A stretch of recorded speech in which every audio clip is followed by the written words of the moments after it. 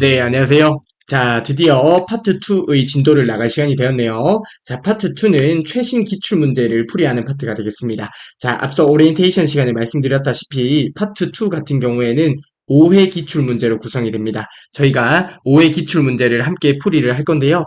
자, 우선은 파트 1, 파트 1 부분이 정말 중요하다고 했었습니다. 그쵸? 파트 1을 학습하시고 나서 바로 시험에 응시하러 가시는 분도 계실 거고, 아니면 파트 1에서 충분히 숙지를 하신 다음에 몇 회의 기출 문제를 풀어보고 시험에 응시하러 가시는 분도 계실 텐데요.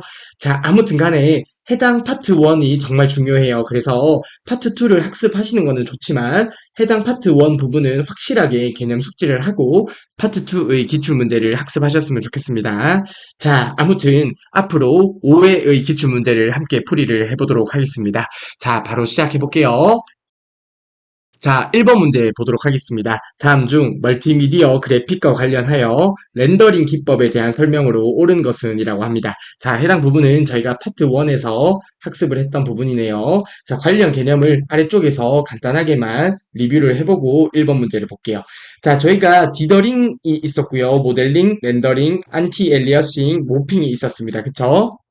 해당 부분은 저희가 멀티미디어를 학습할 때 멀티미디어에서 그래픽 기법 관련해서 학습했던 내용입니다. 그쵸? 기억나시죠? 자, 첫 번째로 디더링이 있네요. 자, 디더링은 제한된 색상을 조합하여 다양한 색을 표현하는 기법이 디더링입니다. 그쵸? 자, 모델링 같은 경우는 이미지를 3차원 그래픽으로 어떻게 표현할 것인지를 정하는 기법이 모델링이고요. 렌더링 같은 경우는 이미지에 명암과 색상을 입혀서 사실감을 더해주는 기법이 렌더링이 됩니다. 그래서 보통 3차원 이미지를 만들 때, 자, 3차원 이미지를 만들 때 모델링 과정을 거친 다음에 렌더링 과정을 거치게 된다고 했었습니다. 그쵸? 기억나시죠? 자, 그리고 안티 엘리어싱입니다. 이미지의 가장자리가 거칠게 표현되는 계단 현상을 해결해주는 것이 안티 엘리어싱이다. 그쵸? 자, 이미지의 가장자리가 거칠게 표현되는 계단 현상을 엘리어싱이라고 하는데, 자, 해당 부분은 비트맵 방식에서만 나타나는 현상이다. 그쵸? 자, 기억나시죠?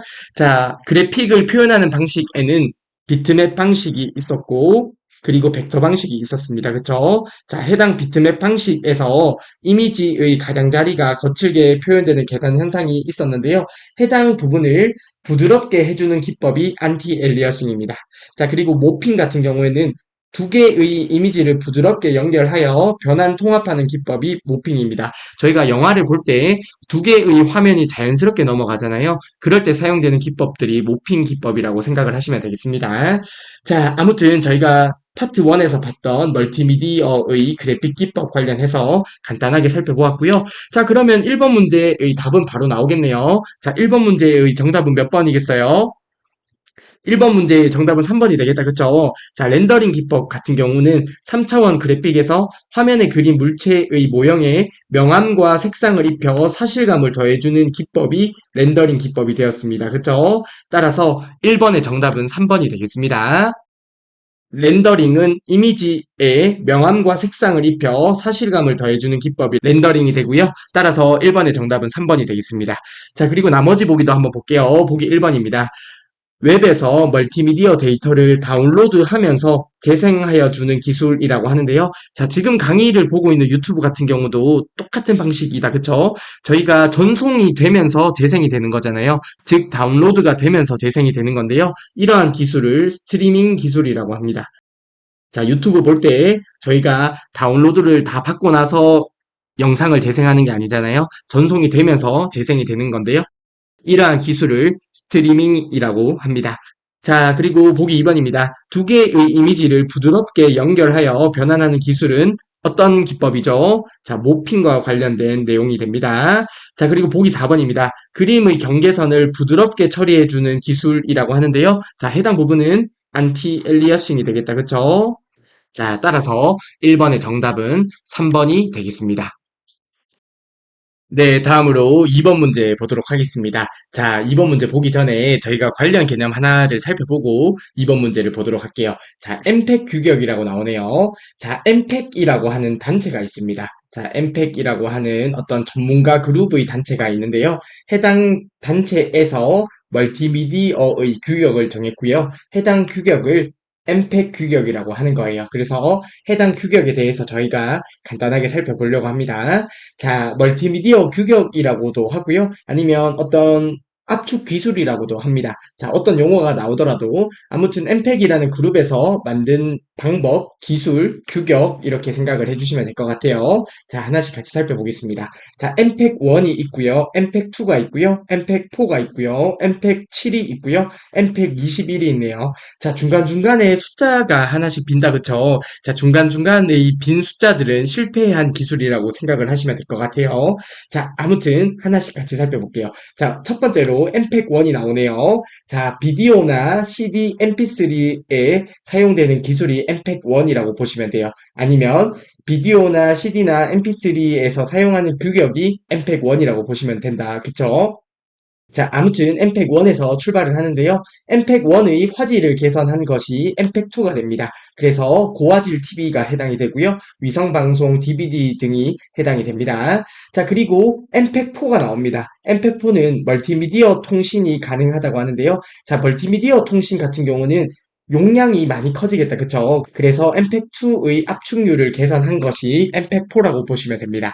자, 그리고 나서 엠팩7이 나오는데요. 멀티미디어 검색 및 전자상거래에 사용을 하는 규격이 엠팩7이 되고요. 그리고 엠팩21 같은 경우는 위의 엠팩 기술을 통합해서 디지털 콘텐츠의 제작, 유통 등 전 과정을 관리하는 기술이 엠팩21이 됩니다. 자, 아무튼 엠팩 규격에 대해서 살펴보았는데요. 자, 해당 부분이 시험 문제에 가끔 출제가 되긴 한데요. 그나마 출제가 되는 것은 엠팩 7과 엠팩 21이 단독 보기로 나올 때는 해당 부분이 보기에 나옵니다. 그래서 엠팩 규격을 외워주시면 좋겠지만 정말 외우기 힘들다 하시면 엠팩 7과 엠팩 21 정도는 외워주시면 좋을 것 같아요. 자, 아무튼 해당 개념을 바탕으로 해서 2번 문제를 보도록 하겠습니다. 다음 중 엠팩에 대한 설명으로 옳지 않은 것은 이라고 하네요. 보기 1번 보도록 하겠습니다. 1988년 설립된 동화상 전문가 그룹을 의미하며 자, 엠팩이라고 하는 하나의 전문가 그룹이 있다고 했습니다.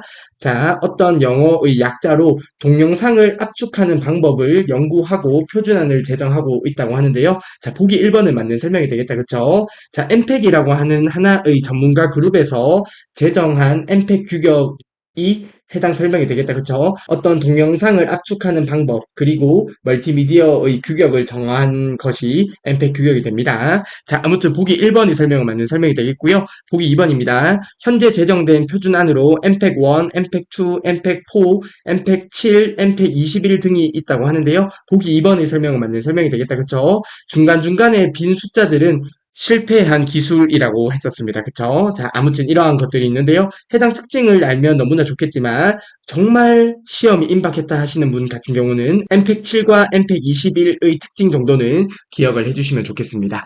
자, 다음으로 보기 3번입니다. 엠팩 4는 멀티미디어 통신을 전제로 만들어진 자, 엠팩 4는 멀티미디어 통신이 가능하다는 것은 맞는 설명이다. 그쵸?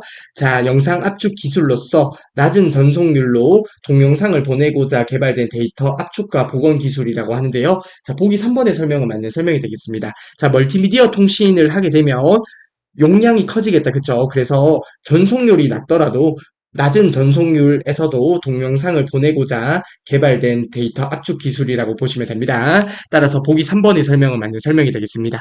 자, 그러면 2번의 정답은 4번이 되겠네요. 엠팩 7은 ISO 어떤 규격화된 영상 압축 기술로 디지털 TV, 대화형 TV, DVD 등 높은 화질과 음질을 필요로 하는 분야의 압축 기술이라고 하는데요. 자, 디지털 TV나 DVD와 관련된 것은 엠팩 7이 아니라 엠팩 2가 되겠다. 그쵸? 따라서 보기 4번이 잘못된 설명이 되겠습니다. 자, 그래서 이번에 정답은 4번이 되겠습니다. 디지털 TV나 DVD와 관련된 규격은 엠팩2와 관련된 기술이기 때문에 보기 4번이 잘못된 설명이 되겠고요. 엠팩7이 아니라 엠팩2가 되는 거예요. 자, 아무튼 이번에 정답은 4번이 되겠습니다. 네, 다음으로 3번 문제 보도록 하겠습니다. 자, 3번 문제 보기 전에 저희가 보안 위협 형태의 몇 가지 종류에 대해서 살펴보고 3번 문제를 보도록 하겠습니다. 자, 첫 번째로 분산 서비스 공격이라고 하고요. 다른 말로 디도스라고 하는데요. 자, 두 용어 모두 기억을 해주시면 좋겠습니다. 자, 분산 서비스 공격이란 것은 여러 대의 컴퓨터에서 특정 서버에 대량 서비스를 요청을 해요. 그래서 요청을 받은 해당 서버가 정상적인 기능을 하지 못하도록 하는 형태가 분산 서비스 공격 디도스라고 합니다. 자, 이런 경우를 생각해 보시면 될 것 같아요. 예를 들어서 컴퓨터가 이렇게 있고요. 자, 그리고 주변에 어떤 컴퓨터들이 있는 거예요. 자, 여러 대의 컴퓨터에서 해당 서버에 계속 서비스를 요청을 하는 거예요. 그래서 해당 서버에 그러면 부하가 가겠다. 그쵸? 그래서 부하가 가면서 정상적인 서비스를 되지 않도록 하는 공격 형태가 분산 서비스 공격, 다른 말로 디도스라고 합니다. 자, 해당 부분 기억해 주시고요. 그리고 스니핑이라고 있네요. 스니핑은 패킷을 엿보면서 계정과 패스워드를 알아내는 행위를 스니핑이라고 합니다. 자, 패킷이라고 하면 데이터가 이동되는 단위라고 보시면 되는데요. 즉, 데이터의 단위를 패킷이라고 해요. 자, 예를 들어서 A라는 컴퓨터가 있다고 가정을 하고요. 그리고 B라는 컴퓨터가 있다고 가정을 했을 때, 자, 데이터를 이렇게 보내잖아요. 자, 해당 부분에서 데이터가 이동하는 패킷을 엿보는 거예요. 자, 데이터가 이동할 때의 단위를 패킷이라고 한다고 했습니다. 해당 패킷을 엿보면서 계정과 패스워드를 알아내는 행위를 스니핑이라고 합니다. 자, 스니핑은 이렇게 패킷을 엿보면서 정보를 알아내는 행위가 스니핑이 됩니다. 자, 그리고 스푸핑입니다. 자, 스푸핑은 자, 스푸프라고 하는 영어 단어를 혹시 아시나요? 자, 스푸프라고 하는 영어 단어는 패러디하다라는 의미가 있어요. 자, 의미가 비슷합니다. 검증된 사용자인 것처럼 위장해서, 자, 패러디가 뭔가 위장하고 따라하는 느낌이 있잖아요. 자, 그래서 스푸핑이에요. 검증된 사용자인 것처럼 위장해서 접속을 시도하는 행위를 스푸핑이라고 합니다. 자, 해당 부분도 기억을 해주시고요. 키로거입니다. 키보드의 키 입력 캐치 프로그램을 이용하여 아이디 비밀번호 등의 정보를 빼내는 행위를 키로거라고 합니다. 자, 그리고 피싱이라고 나오네요. 이메일 등을 이용해 해당 부분은 오타예요. 이메일들이 아니라 이메일 등으로 수정해 주시면 되겠습니다. 이메일 등을 이용해 가짜 사이트로 접속을 유인한 후 정보 등을 빼내는 행위를 피싱이라고 합니다. 자, 예를 들면 이런 게 있을 수 있겠다. 그쵸? 자, 신한은행이라는 홈페이지가 있다고 가정을 해볼게요. 자, 어떤 이메일을 이용해서 다른 사용자가 링크를 타고 신한은행 사이트로 접속을 하는 것이 아니라 해당 사이트와 똑같이 생긴 사이트를 만드는 거예요. 그래서 해당 사이트로 접속을 유도한 다음에 그러면 사용자는 어떤 아이디나 비밀번호를 입력할 거잖아요. 그러한 정보를 빼내는 행위를 피싱이라고 합니다. 자, 그래서 보안 위협 형태에 대해서 분산 서비스 공격 디도스와 그리고 스니핑, 스푸핑, 그리고 키로고, 마지막으로 피싱까지 살펴봤습니다. 자, 이런 보안 위협 형태에 관련해서는 시험 문제에 종종 출제가 되기 때문에 해당 개념을 기억을 해주시면 좋을 것 같습니다. 자, 3번 문제 보도록 할게요. 다음 중 인터넷상의 보안을 위협하는 행위에 대한 설명으로 옳은 것은 이라고 하네요. 보기 1번입니다. 어떤 프로그램이 정상적으로 실행되는 것처럼 속임수를 사용하는 것은 스니핑이라고 하는데요. 자, 속임수라는 단어가 나오면 스니핑이 아니라 스푸핑이라고 생각을 해주시면 됩니다. 따라서 보기 1번은 스푸핑에 관한 설명이 되겠습니다. 어떤 프로그램이 정상적으로 실행되는 것처럼 속임수를 사용하는 것 스푸핑이고요. 해당 보기보다는 검증된 사용자인 것처럼 위장해서 접속을 시도하는 행위라고 보기가 더 자주 출제가 됩니다. 자, 아무튼 보기 1번처럼 속임수라는 내용이 나오면 스푸핑 떠올려 주시면 되고요. 그리고 보기 2번입니다. 네트워크 주변을 지나다니는 패킷을 엿보면서 패킷은 데이터의 단위라고 했습니다. 아이디와 패스워드 같은 정보를 알아내는 행위는 스푸핑이라고 하는데요. 스푸핑이 아니다. 그쵸? 스푸핑이 아니라 해당 부분은 스니핑에 관한 설명입니다. 따라서 보기 2번도 잘못된 설명이 되겠고요. 보기 3번입니다. 크래킹의 도구로, 크래킹이라고 하면 해킹이라고 생각해 주시면 될 것 같아요. 해킹의 도구로 키보드의 입력을 문서 파일로 저장하거나 주기적으로 전송하여 아이디나 암호 등의 개인정보를 빼내는 것은 키로거라고 하는데요. 보기 3번은 맞는 설명이 되겠네요. 자, 해킹의 도구로서 어떤 키보드의 어떤 프로그램을 이용해서 정보를 빼내는 행위를 키로그라고 하는 거예요. 자, 그래서 보기 3번의 설명은 맞는 설명이 되겠고요. 보기 4번입니다. 특정 사이트에 오버플로우를 일으켜 오버플로우라고 하면 과부하 정도로 생각을 해주시면 될 것 같습니다. 자, 특정 사이트면 해당 사이트가 되겠네요. 오버플로우를 일으켜 시스템이 서비스를 거부하도록 만드는 것은 트랩도어라고 하는데요. 트랩도어가 아니라 분산 서비스 공격, 디도스에 관한 설명이 되겠다. 그쵸? 따라서 보기 4번도 잘못된 설명이 되겠습니다. 자, 그러면 3번의 정답은 3번이 되겠네요. 키보드의 키 입력 캐치 프로그램을 이용하여 어떤 정보를 빼내는 행위를 키로거라고 합니다. 따라서 보기 3번의 설명은 맞는 설명이 되겠습니다.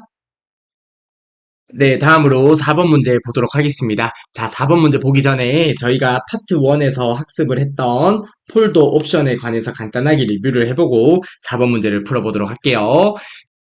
자, 파일 탐색기에서 폴더 옵션이라고 있었습니다. 그쵸? 자, 해당 폴더 옵션에 보면 일반 탭이 있고요. 보기 탭이 있고 검색 탭이 있는데요. 각 탭에서 어떤 것들을 할 수 있는지 기억을 하시면 좋다고 했었습니다. 그쵸? 자, 아무튼 해당 파일 탐색기의 폴더 옵션의 각 탭에 대해서 살펴보도록 하겠습니다. 자, 첫 번째로 일반 탭입니다. 같은 창에서 폴더를 열지, 새 창에서 폴더를 열지를 설정할 수 있는데요. 자, 해당 부분이 되겠네요. 그쵸?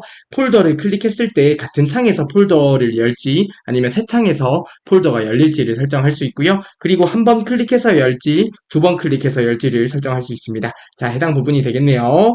자, 그리고 즐겨찾기에 최근에 사용된 파일 및 폴더 표시 여부도 해당 부분에서 설정을 할 수 있습니다. 그쵸? 자, 해당 내용을 할 수 있는 곳이 파일 탐색기의 폴더 옵션에서 일반 탭에서 할 수 있는 거고요. 다음으로 보기 탭입니다. 자, 보기 탭입니다. 보기 탭은 표시 여부 관련한 내용을 설정하는 곳이 보기 탭이 됩니다. 그쵸? 라이브러리 표시 여부, 숨긴 파일 표시 여부, 확장 자명 표시 여부 등을 설정하는 곳이 해당 보기 탭에서 설정을 하는 거고요. 그리고 다음으로 검색 탭입니다. 자, 검색 탭은 검색할 때 색인 사용 여부를 설정할 수 있습니다. 자, 해당 부분에 보게 되면 검색할 때 색인을 사용할지 말지를 설정을 할 수 있고요. 그리고 색인되지 않은 위치 검색 시라는 부분이 있는데 예를 들어서 시스템 디렉토리를 포함해서 찾을 건지 즉 검색할 건지 아니면 압축 파일을 포함해서 검색할 건지 아니면 항상 파일 이름 및 내용 검색이라고 있는데요. 저희가 검색을 하게 되면 파일 이름으로 검색을 할 텐데요. 내용 검색에서도 검색을 할 건지의 여부를 설정할 수 있습니다. 자, 당연히 내용에서 검색을 하면 속도가 느려질 수 있겠다. 그쵸? 자, 아무튼 저희가 파일 탐색기의 각 탭에서 할 수 있는 것들을 파트 1에서 봤던 내용을 리뷰를 해보았는데요. 바로 4번 문제를 풀어보도록 할게요. 자, 4번 문제 바로 보도록 하겠습니다. 다음 중 윈도우의 폴더 옵션에서 설정할 수 있는 기능에 해당하지 않는 것은 이라고 하네요. 보기 1번부터 보도록 하겠습니다. 마우스를 한번 클릭해서 열기 여부, 같은 창에서 폴더 열기 여부를 설정할 수 있는 것은 폴더 옵션에서 설정할 수 있다. 그쵸? 자, 폴더 옵션에서 어느 탭에서 설정할 수 있다가 일반 탭에서 설정할 수 있습니다. 자, 해당 기능이 어느 탭에서까지 할 수 있는지 기억해 주시면 좋을 것 같아요. 자, 그리고 보기 2번입니다. 숨긴 파일의 표시 여부, 파일의 확장 자명 표시 여부와 관련된 것은 폴더 옵션에서 설정할 수 있는데 보기 탭에서 설정할 수 있다. 그쵸? 자, 그리고 보기 3번입니다. 항상 파일 이름 및 내용 검색, 압축 파일, 시스템 디렉토리의 포함할 것인지 등의 검색 대상을 설정할 수 있는데요. 해당 부분은 폴더 옵션에서 설정할 수 있고요. 해당 보기가 자주 출제가 되진 않지만 아무튼 윈도우 폴더 옵션에서 검색 탭에서 해당 부분을 설정할 수 있습니다. 자, 앞서 간단하게 말씀드렸던, 자, 예를 들어서 파일을 찾을 때 저희가 파일 이름으로 찾게 되는데, 자, 내용에서도 찾을지 여부를 폴더 옵션의 검색 탭에서 찾을 수 있었습니다. 따라서 보기 3번은 맞는 설명이 되겠고요. 그러면 4번의 정답은 4번이 되겠네요. 특정 파일의 연결 프로그램 변경 여부라고 하는데요. 자, 해당 부분은 전혀 폴더 옵션과 관련이 없는 내용입니다. 따라서 4번의 정답은 4번이 되겠고요. 자, 연결 프로그램이 뭔지 간단하게만 말씀을 드리게 되면, 자, 오른쪽 하단에 있는 그림을 보게 되면 어떤 파일이 있어요. 그쵸? 어떤 파일에서 오른쪽 버튼을 누르게 되면 해당 부분을 바로가기 메뉴라고 하는데요. 자, 아무튼 간에 바로가기 메뉴에 연결 프로그램이라고 있습니다. 그쵸? 자, 해당 연결 프로그램이 뭐냐면 특정 파일을 더블 클릭했을 때 실행되는 파일을 연결 프로그램이라고 합니다. 자, 예를 들어서 어떤 파일을 클릭을 했을 때 메모장이 열린다고 하면 해당 메모장이 연결 프로그램이 되는 것이죠. 자, 아무튼 연결 프로그램이 그런 건데요. 자, 오른쪽에 있는 그림을 보게 되면 어떤 데이터 파일이 있다, 그쵸? 해당 파일은 메모장 파일일 것 같은데요. 해당 파일을 더블 클릭하게 되면 메모장이 실행이 되는 거잖아요. 자, 해당 메모장 같은 경우가 연결 프로그램이 되는 것이고요. 자, 해당 파일에서 오른쪽 버튼 누르면 연결 프로그램이라고 있는데요. 해당 부분에서 연결 프로그램을 다른 걸로 변경을 할 수도 있습니다.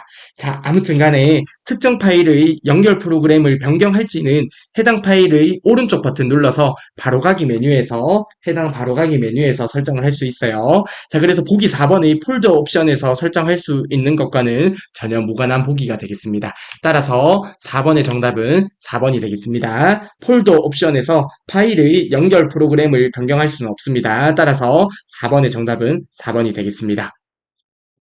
네, 다음으로 5번 문제 보도록 하겠습니다. 자, 5번 문제 보기 전에 디스크 최적화 관련해서 몇 가지 개념만 살펴볼게요. 자, 해당 부분은 저희가 파트 1에서 학습을 했던 내용인데요. 한번 같이 보겠습니다. 자, 오류 검사가 있고요. 디스크 정리가 있고요. 드라이브 최적화 및 조각 모음이 있습니다. 하나씩 같이 살펴볼게요. 자, 오류 검사 같은 경우는 말 그대로 오류 검사를 하는 거죠. 하드디스크나 SSD에 논리적 또는 물리적으로 손상이 있는지를 검사를 하고요. 그리고 복구 가능한 에러가 있으면 이를 복구까지 해주는 것이 오류 검사가 됩니다. 자, 그래서 오류 검사는 오류 검사도 당연히 하고요. 해당 오류도 제거를 합니다. 자, 해당 부분 기억해 주시면 되겠다. 그쵸? 자, 그리고 디스크 정리입니다. 불필요한 파일을 삭제하는 것이 디스크 정리가 되는데요. 디스크의 여유 공간을 확보하기 위해서 불필요한 파일을 삭제하겠다. 그쵸? 불필요한 파일을 삭제하는 기능을 디스크 정리라고 합니다. 자, 그리고 드라이브 최적화 및 조각 모음인데요. 단편화 제거와 속도 향상이 있습니다. 자, 해당 부분, 자, 이렇게 생각하시면 된다, 그쵸? 어떤 기억 장치가 있다고 했을 때 어떤 데이터들이 이렇게 저장이 될 거잖아요. 저장이 되는데 중간에 해당 데이터를 삭제를 하고요. 그리고 데이터가 저장이 되고요. 그리고 해당 데이터 제거하고요. 자, 그러면 이러한 부분들이 생기잖아요. 그쵸? 이러한 부분들이 단편화 조각난 상태가 되게 되는 거예요. 자, 그래서 하드디스크의 단편화 조각난 상태를 제거해서 흩어진 조각들을 모아주는 것이 드라이브 최적화 및 조각 모음이 됩니다. 그래서 단편화 제거, 그리고 속도 향상을 해주는 거예요. 자, 그래서 단편화, 즉 조각난 상태를 이렇게 정리를 해주게 되면 나중에 데이터를 찾을 때 조금 더 빨리 찾을 수 있겠다. 그쵸? 그래서 단편화를 제거함에 따라서 속도 향상이 됩니다. 디스크의 접근 속도를 향상시키고요. 하지만 디스크의 용량 증가와는 관계가 없습니다. 해당 부분은 틀린 보기로 내기 좋겠다. 그쵸?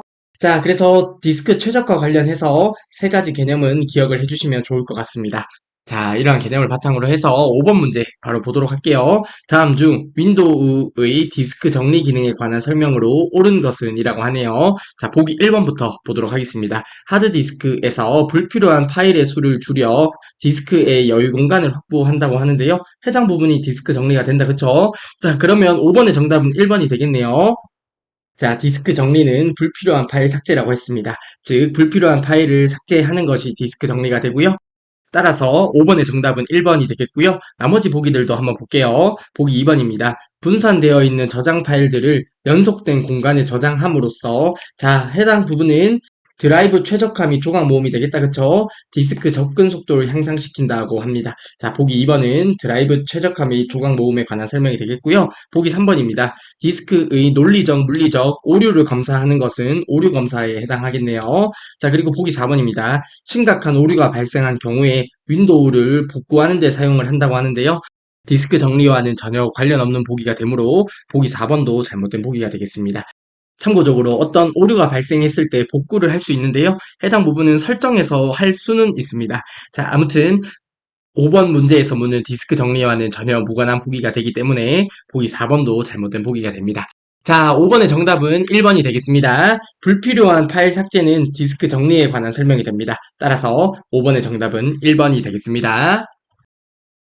네, 다음으로 6번 문제 보도록 하겠습니다. 자, 6번 문제 보기 전에 저희가 파트 1에서 봤던 인터넷 주소 관련해서 관련 개념을 간단하게 살펴보겠습니다. 자, 주소를 저희가 IPv4 방식으로 표현을 할 수도 있고요. IPv6 방식으로 표현을 할 수도 있습니다. 그쵸? 자, 해당 특징 시험 문제에 자주 출제되기 때문에 꼭 기억을 해주시면 좋겠습니다. 자, IPv4, IPv6가 있는데요. 자, 저희가 적어도 커먼 시험에 있어서는 IPv6가 모든 면에서 유리하다고 생각을 하시면 됩니다. 심지어 IPv4와의 호환성도 좋았다. 그쵸? 자, 해당 부분 기억나실 거라 생각을 하고요. 간단하게만 리뷰를 해볼게요. 자, IPv4 같은 경우는 10진수로 표기를 했습니다. 그쵸? 그리고 주소는 32비트로 구성이 되는데요. 8비트씩 4개가 됩니다. 즉, 해당 한 부분이 8비트로 표현을 하는 거고요. 해당 부분이 4개가 있으므로 32비트로 구성이 되고요. 각 부분은 마침표로 구분을 했습니다. 그리고 주소는 A 클래스에서 E 클래스로 구분을 할 수 있다고 했었습니다. 자, 그리고 IPv6 같은 경우는 16진수로 표기를 했었습니다. 그쵸? 그리고 주소는 128비트로 구성이 되는데, 자, 16비트씩 8개예요. 자, 그러면 각 부분을 표현하기 위해서 16비트를 사용을 하는데, 해당 부분이 8개가 있으므로 16 곱하기 8을 하면 128비트가 되겠다. 그쵸?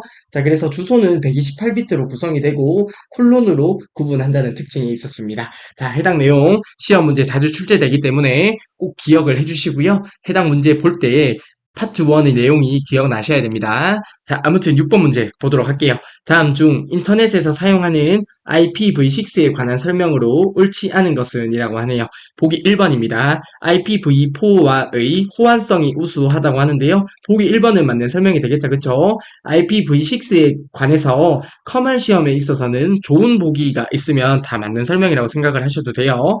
자, 아무튼 IPv6는 IPv4와의 호환성이 우수합니다. 자, 그래서 보기 1번은 맞는 설명이 되겠고요. 보기 2번입니다. 128비트의 주소를 사용하며 맞는 설명이 되겠다. 그쵸? 주소의 각 부분은 점으로 구분을 한다고 하는데요. 해당 설명이 잘못된 설명이 되겠네요. IPv6는 각 부분을 콜론으로 구분을 한다. 그쵸? 자, 콜론으로 구분을 합니다. 각 부분을 점으로 구분하는 것은 IPv4에 관한 설명이 되겠습니다. 따라서 보기 2번이 잘못된 설명이 되겠고 6번의 정답은 2번이 되겠습니다.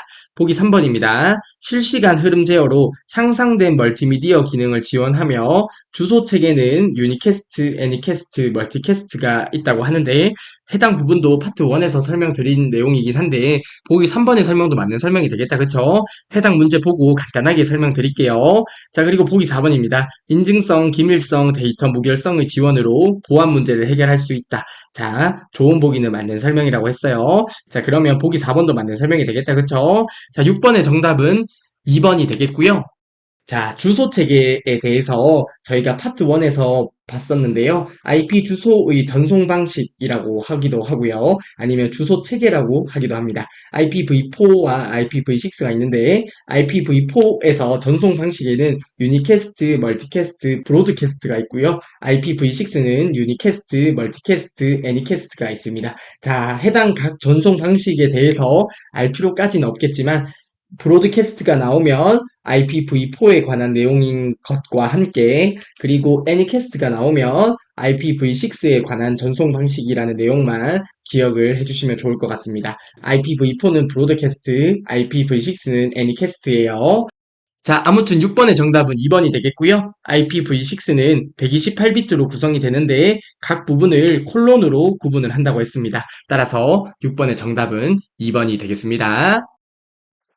네, 다음으로 7번 문제 보도록 하겠습니다. 자, 7번 문제 보면 휴지통 관련 문제가 되는데요. 해당 부분도 저희가 파트 1에서 윈도우 부분에서 학습을 했었습니다. 그쵸? 해당 부분을 간단하게 리뷰를 하고 7번 문제를 바로 보도록 하겠습니다.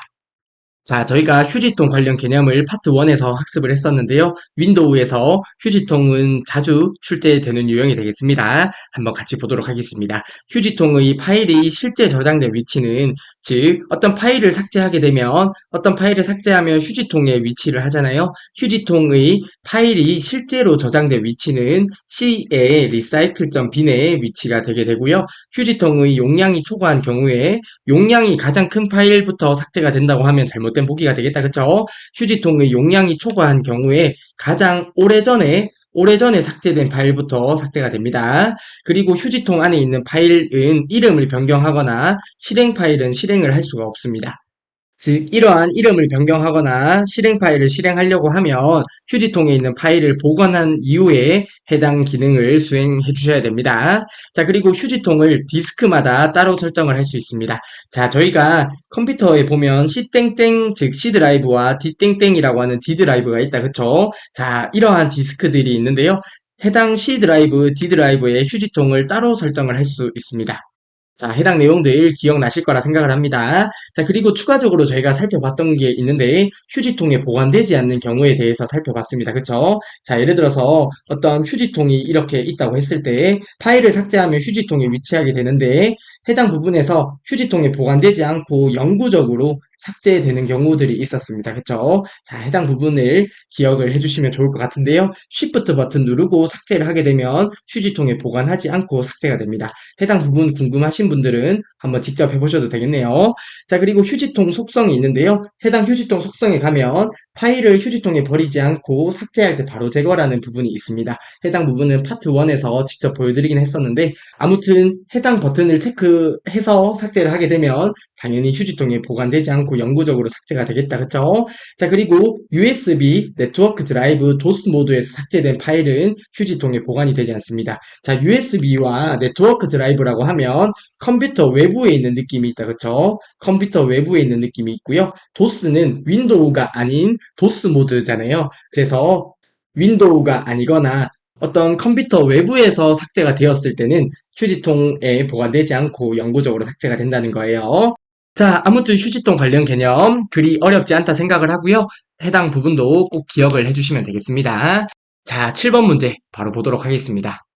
자, 다음 중 한글 윈도우에서 파일이 휴지통에 들어가지 않고 영구히 삭제되는 경우로 옳은 것은 이라고 하네요. 보기 1번부터 보도록 하겠습니다. USB 메모리에 저장되어 있는 파일을 휴지통으로 드래그 앤 드롭하면 당연히 영구히 삭제가 되겠다. 그쵸? 자, USB나 네트워크 드라이브 같은 즉 컴퓨터 외부에 있는 곳에서 삭제를 하면 휴지통에 보관되지 않고 바로 삭제가 된다고 했습니다. 추가적으로 윈도우가 아닌 도스 모드에서 삭제를 해도 휴지통에 보관되지 않고 영구히 삭제가 되었습니다. 자, 그러면 7번의 정답은 1번이 되겠네요. 자, 7번의 정답은 1번이 되겠습니다. USB나 네트워크 드라이브, 도스 모드에서 삭제된 파일은 휴지통에 보관되지 않고 영구히 삭제가 됩니다. 따라서 7번의 정답은 1번이 되겠고요. 자, 그러면 나머지 보기들은 휴지통에 보관이 되겠네요. 다음으로 보기 2번입니다. 윈도우 탐색기 창에서 C 드라이브에 있는 해당 파일을 선택한 후에 삭제 메뉴를 선택해서 삭제하면 휴지통에 보관되겠다. 그쵸? 보기 3번입니다. 바탕화면에 어떤 파일이 있나 보네요. 해당 파일을 클릭하고 딜리트 키를 눌러서 삭제를 하게 되면 휴지통에 보관이 되겠다. 그쵸? 보기 4번입니다. 바탕화면에 있는 어떤 파일에서 오른쪽 버튼 눌러서 나오는 메뉴가 바로가기 메뉴다. 그쵸? 해당 메뉴에서 삭제를 선택하면 당연히 휴지통에 보관이 되겠죠. 자, 아무튼 7번의 정답은 1번이 되겠습니다. 네, 다음으로 8번 문제 보도록 하겠습니다. 자, 8번 문제 보기 전에 용어 하나만 살펴볼게요. 자, 스풀이라고 하는데요. 인쇄할 내용을 하드디스크에 저장했다가 프린터로 전송하는 기능을 스풀이라고 합니다. 자, 스풀이 어떤 건지 조금만 더 설명을 드리면, 자, 중앙 처리 장치 CPU가 있습니다. 자, 해당 부분은 저희가 파트 1에서 열심히 학습했다, 그쵸? 자, 중앙 처리 장치는 인간의 두뇌와 같은 역할을 하는 장치인데, 중앙 처리 장치가 속도가 가장 빠릅니다. 맞죠? 자, 중앙 처리 장치가 속도가 빠르고요. 그리고 프린터는 중앙 처리 장치에 비해서 속도가 아주 느려요. 자, 그런데 프린터가 될 때 동안 중앙 처리 장치가 프린터 되기를 계속 기다릴 수가 없는 거예요. 왜냐하면 저희 중앙 처리 장치 CPU는 저희가 프린터를 전송했으면 프린터 업무도 해야 되고요. 프린터가 될 동안 저희가 카카오톡으로 메신저도 해야 되고, 그리고 인터넷 사이트를 통해서 웹서핑도 해야 된단 말이에요. 자, 그렇기 때문에 중앙 처리 장치 CPU가 프린터가 될 때까지 계속 기다릴 수가 없잖아요. 그래서 있는 기능이 스풀이라고 하는 기능입니다. 인쇄할 내용을 하드디스크에 저장을 해두는 거예요. 그리고 나서 해당 하드디스크에서 인쇄가 끝났으면 다음 인쇄를 프린터로 전송을 해주게 되면 중앙 처리 장치는 프린터가 되는 중에 다른 업무들을 할 수가 있는 거죠. 자, 아무튼 이러한 중앙 처리 장치와 프린터 사이의 속도 차이 때문에 인쇄할 내용을 하드디스크에 저장했다가 프린터로 전송하는 기능이 스풀이라고 하는 기능이 됩니다. 자, 스풀이라는 용어에 대해서 살펴보았고요. 자, 8번 문제 한번 바로 볼게요. 다음 중 한글 윈도우의 스풀 기능에 관한 설명으로 옳지 않은 것은 이라고 하네요. 보기 1번부터 보도록 하겠습니다. 스풀 기능을 설정하면 인쇄 속도가 빨라지고 동시 작업 처리도 가능하다고 하는데요. 자, 우선 보기 1번이 잘못된 설명이 되겠습니다. 자, 스풀을 설정하게 되면 인쇄 속도는 느려지게 됩니다. 자, 왜냐하면 자, 스풀이 없이 중앙 처리 장치가 프린터가 될 때 동안 계속 일을 처리한다고 생각을 해볼게요. 그러면 인쇄 속도가 스풀을 사용할 때보다는 빠르겠죠. 자, 하지만 CPU는 여러 가지 일을 해야 되기 때문에 인쇄할 내용을 하드디스크에 저장을 하는 거죠. 저장을 했다가 프린터로 바로 전송을 해주는 것이 스풀이라고 하는 기능인데 해당 스풀 기능을 사용하게 되면 인쇄 속도 자체는 느려지는 거예요. 그렇기 때문에 보기 1번의 설명이 잘못된 설명이 되겠고요. 동시 작업 처리도 가능하다는 것은 맞는 설명이 되겠네요. 자, 아무튼 보기 1번이 잘못된 설명이 되겠고요. 자, 보기 2번입니다. 인쇄할 내용을 하드디스크 장치에 임시로 저장한 후에 인쇄 작업을 수행하는 것이 스풀이다. 그쵸? 스풀의 정의가 되겠네요. 보기 2번은 맞는 보기가 되겠고요. 보기 3번입니다. 컴퓨터 내부 장치에 비해 상대적으로 처리 속도가 느린 프린터 작업을 효율적으로 처리하기 위하여 사용하는 기능이 스풀이다. 그쵸? 자, CPU에 비해서 프린터는 속도가 아주 느립니다. 자, 그렇기 때문에 프린터가 될 때까지 CPU가 계속 기다릴 수가 없어요. 그래서 전체적으로 효율적으로 처리하기 위해서 스풀의 기능을 사용합니다. 자, 보기 4번입니다. 스풀 기능을 선택하면 문서 전체 또는 일부를 스풀한 다음에 인쇄를 시작할 수 있게 하는 기능을 선택할 수 있다고 하는데요. 보기 4번도 맞는 설명이 됩니다.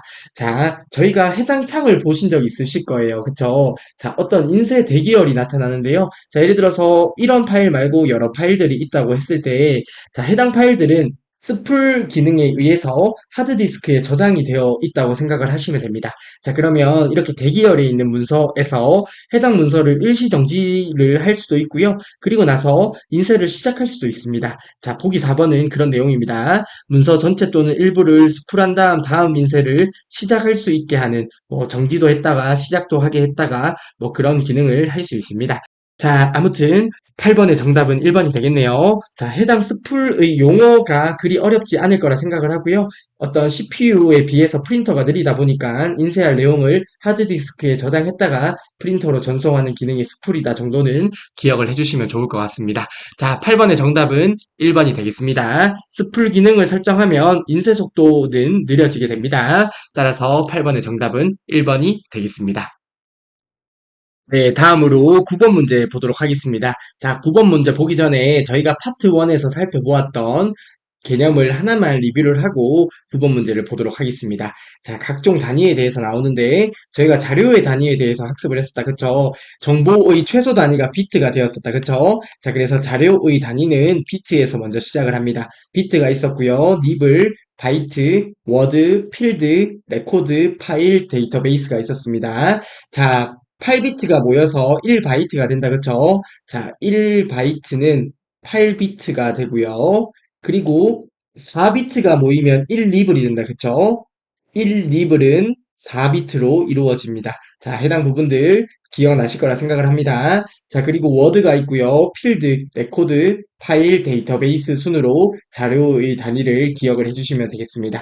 그리고 기억 용량 단위도 저희가 살펴봤었는데요. 킬로바이트, 메가바이트, 기가바이트, 테라바이트, 페타바이트, 엑사바이트 순으로 되고요. 그리고 처리 속도 단위는 밀리세컨드, 마이크로세컨드, 나노세컨드, 피코세컨드, 펜토세컨드, 아토세컨드가 됩니다. 자, 처리 속도 단위는 조금 생소할 수 있다 보니까 외우는 팁을 하나 드렸었는데요. 키보드 자판을 생각하면 된다고 했습니다. 그쵸? 자, 키보드 자판이 M, N, P, F, A가 있다. 그쵸? 자, M에서부터 시작하는 거예요. 밀리세컨드, 마이크로세컨드, 그 다음에 나노세컨드, 피코세컨드, 템토세컨드, 아토세컨드 이렇게 외워주시면 순서를 헷갈리지 않을 수 있는 팁으로 말씀을 드렸었습니다.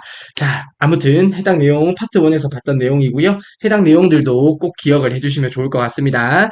자, 9번 문제 바로 볼게요. 다음 중 설명이 옳지 않은 것은 이라고 하네요. 보기 1번입니다. 비트는 정보의 최소 단위 맞다. 그쵸? 자, 비트는 정보의 최소 단위입니다. 5비트가 모여서 1바이트가 된다고 하는데 보기 1번이 잘못된 설명이 되겠네요. 5비트가 아니라 8비트가 모여서 1바이트가 됩니다. 그쵸? 자, 따라서 9번의 정답은 1번이 되겠습니다. 자, 보기 2번입니다. 자료의 단위는 비트, 니블, 바이트, 워드, 필드, 레코드, 파일, 데이터베이스 순으로 된다고 했었다. 그쵸? 자, 해당 부분 꼭 기억을 해주시고요. 보기 2번 맞는 설명이고요. 기억 용량 단위는 킬로바이트, 메가바이트, 기가바이트, 테라바이트, 페타바이트 순입니다. 보기 3번도 맞는 설명이고요. 연산의 단위는 밀리세컨드, 마이크로세컨드, 나노세컨드, 피코세컨드, 그리고 펜토가 나오면 펜토세컨드가 있고요. 아무튼 아토세컨드 이렇게 기억을 해주시면 되겠습니다. 따라서 보기 4번도 맞는 보기가 되겠습니다. 자, 9번의 정답은 1번이 되겠네요. 자, 비트는 정보의 최소 단위라는 설명은 맞지만 8비트가 모여서 1바이트가 됩니다. 자, 4비트가 모이면 뭐가 되죠? 1리블이 됩니다. 그쵸? 자, 아무튼 9번의 정답은 1번이 되겠습니다. 네, 다음으로 10번 문제 보도록 하겠습니다. 자, 10번 문제 보기 전에 저희가 네트워크 관련 장치들을 파트 1에서 학습을 했었습니다. 그쵸? 자, 해당 네트워크 관련 장비들도 시험 문제에 자주 출제되기 때문에 해당 부분도 꼭 기억을 해주셨으면 좋겠는데요. 해당 개념을 간단하게 리뷰를 하고 10번 문제를 보도록 하겠습니다. 자, 첫 번째로 라우터네요. 자, 라우터는 가장 최적의 IP 경로를 설정하여 전송하는 장치가 라우터가 된다. 그쵸? 자, 최적의 IP 경로 설정이 나오면 라우터예요. 자, 루트가 길이잖아요. 그쵸? 그래서 영어에서 ER을 붙이면 뭐뭐 하는 사람의 의미가 있잖아요. 그래서 라우터 하면 길을 찾아주는 장치 이렇게 기억을 해주시면 되겠습니다. 자, 라우터 가장 최적의 IP 경로를 설정하여 즉 IP 경로를 설정한다는 것이 길을 찾는 거잖아요. 그래서 가장 최적의 IP 경로를 설정하여 전송하는 장치가 라우터가 되고요. 그리고 리피터입니다. 전송 과정 중 약해진 디지털 신호를 신호 증폭이 나오면 리피터입니다. 신호를 증폭해서 다음 구간으로 전송하는 장치가 리피터입니다. 자, 리핏이 반복이라는 의미가 있잖아요. 자, 반복을 계속하면 증폭이 되겠다. 그쵸? 자, 반복을 계속하면 증폭이 되는 거예요. 자, 아무튼 리피터는 전송 과정 중에 약해진 디지털 신호를 증폭해서 다음 구간으로 전송하는 장치가 리피터가 됩니다. 자, 다음으로 브릿지예요. 브릿지는 통신량을 조절하면서 근거리 통신망을 연결해주는 장비가 브릿지라고 하는 장비가 됩니다. 근거리 통신망이 랜이다. 그쵸? 랜은 로컬 에어리어 네트워크예요. 자, 아무튼 랜과 랜 사이를 연결해주는 것이 브릿지가 됩니다. 그쵸? 자, 브릿지라고 하면 다리잖아요.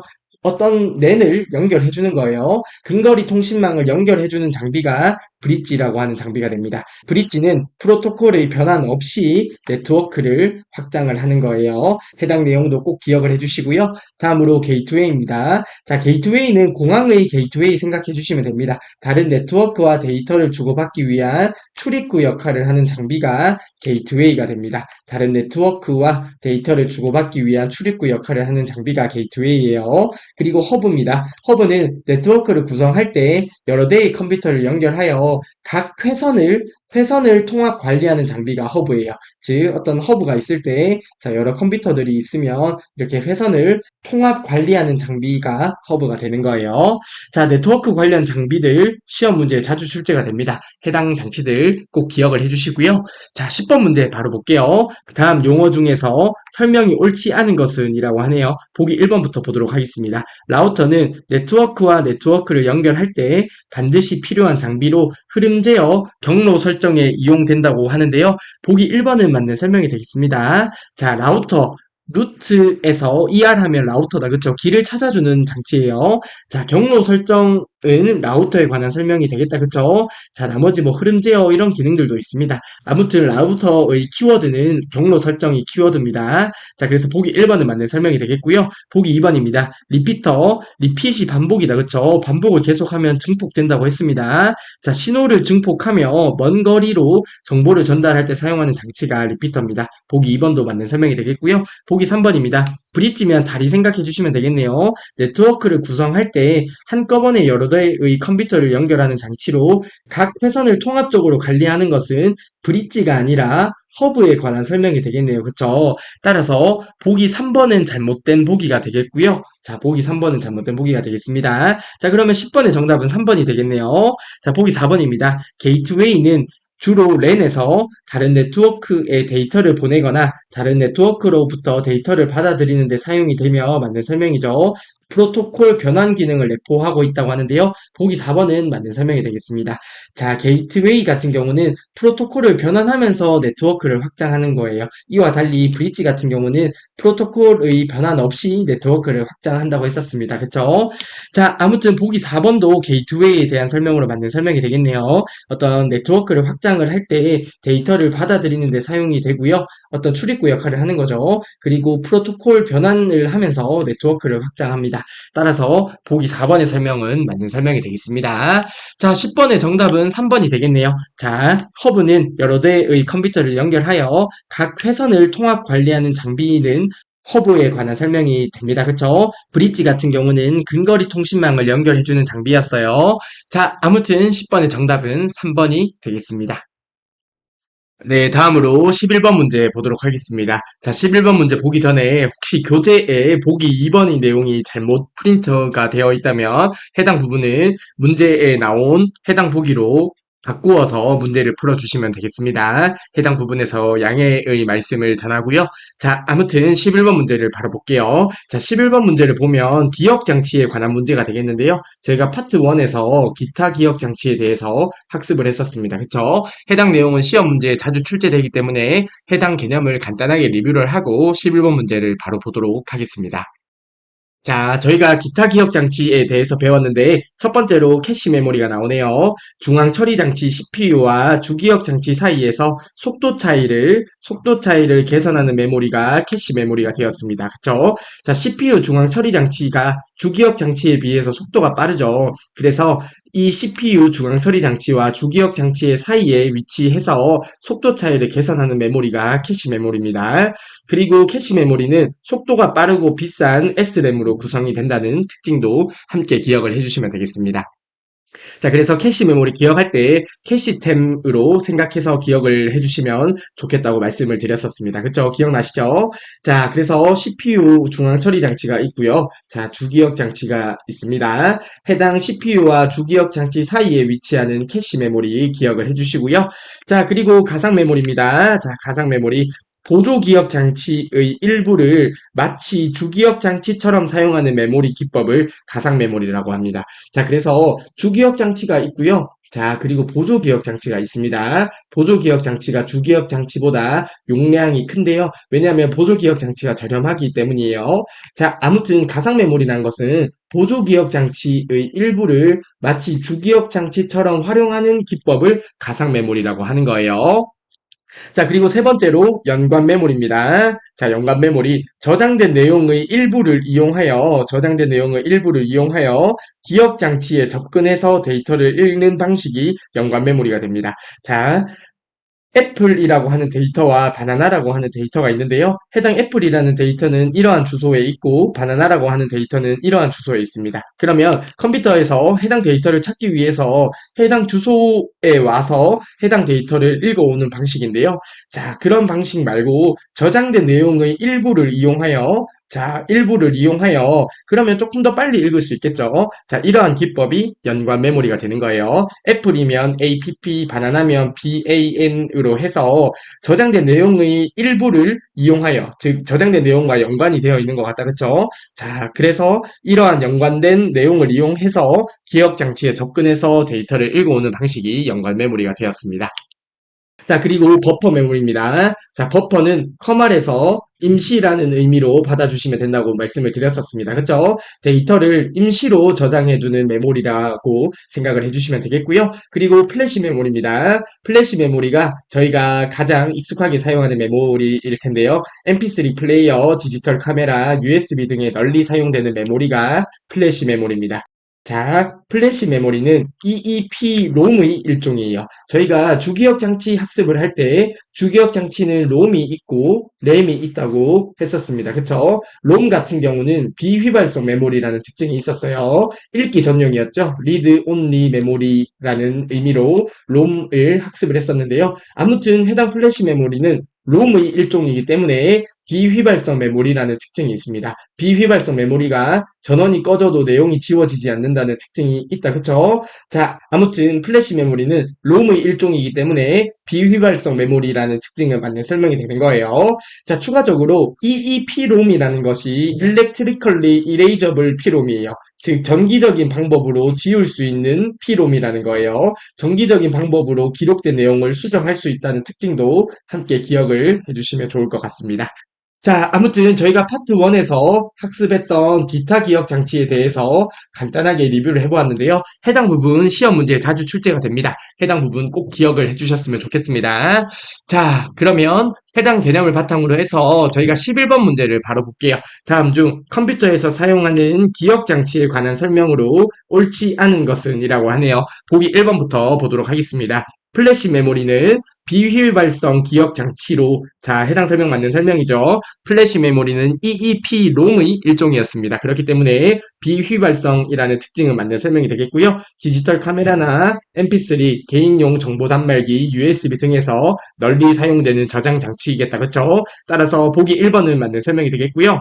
그리고 보기 2번입니다. 하드디스크 인터페이스 방식은, 인터페이스라는 의미는 연결이라고 생각해 주시면 됩니다. 하드디스크 연결 방식에는 EIDE, 스카시, 사타 방식이 있다고 하는데요. 이런 방식들이 있습니다. 그래서 보기 2번의 설명은 맞는 설명이 되겠고요. EIDE, 스카시, 사타 방식은 사실 시험 문제에 그리 자주 출제가 되지는 않기 때문에 관련된 자세한 개념 설명은 제외를 하고요. 하드디스크 연결 방식에는 EIDE, 스카시, 사타 방식이 있다 정도만 봐주시면 좋을 것 같습니다.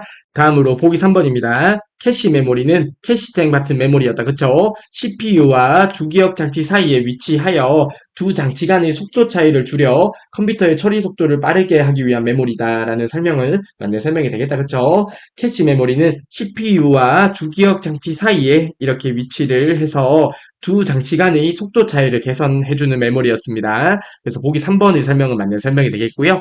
자, 그러면 11번의 정답은 4번이 되겠네요. 자, 4번이 왜 잘못된 보기인지 보도록 하겠습니다.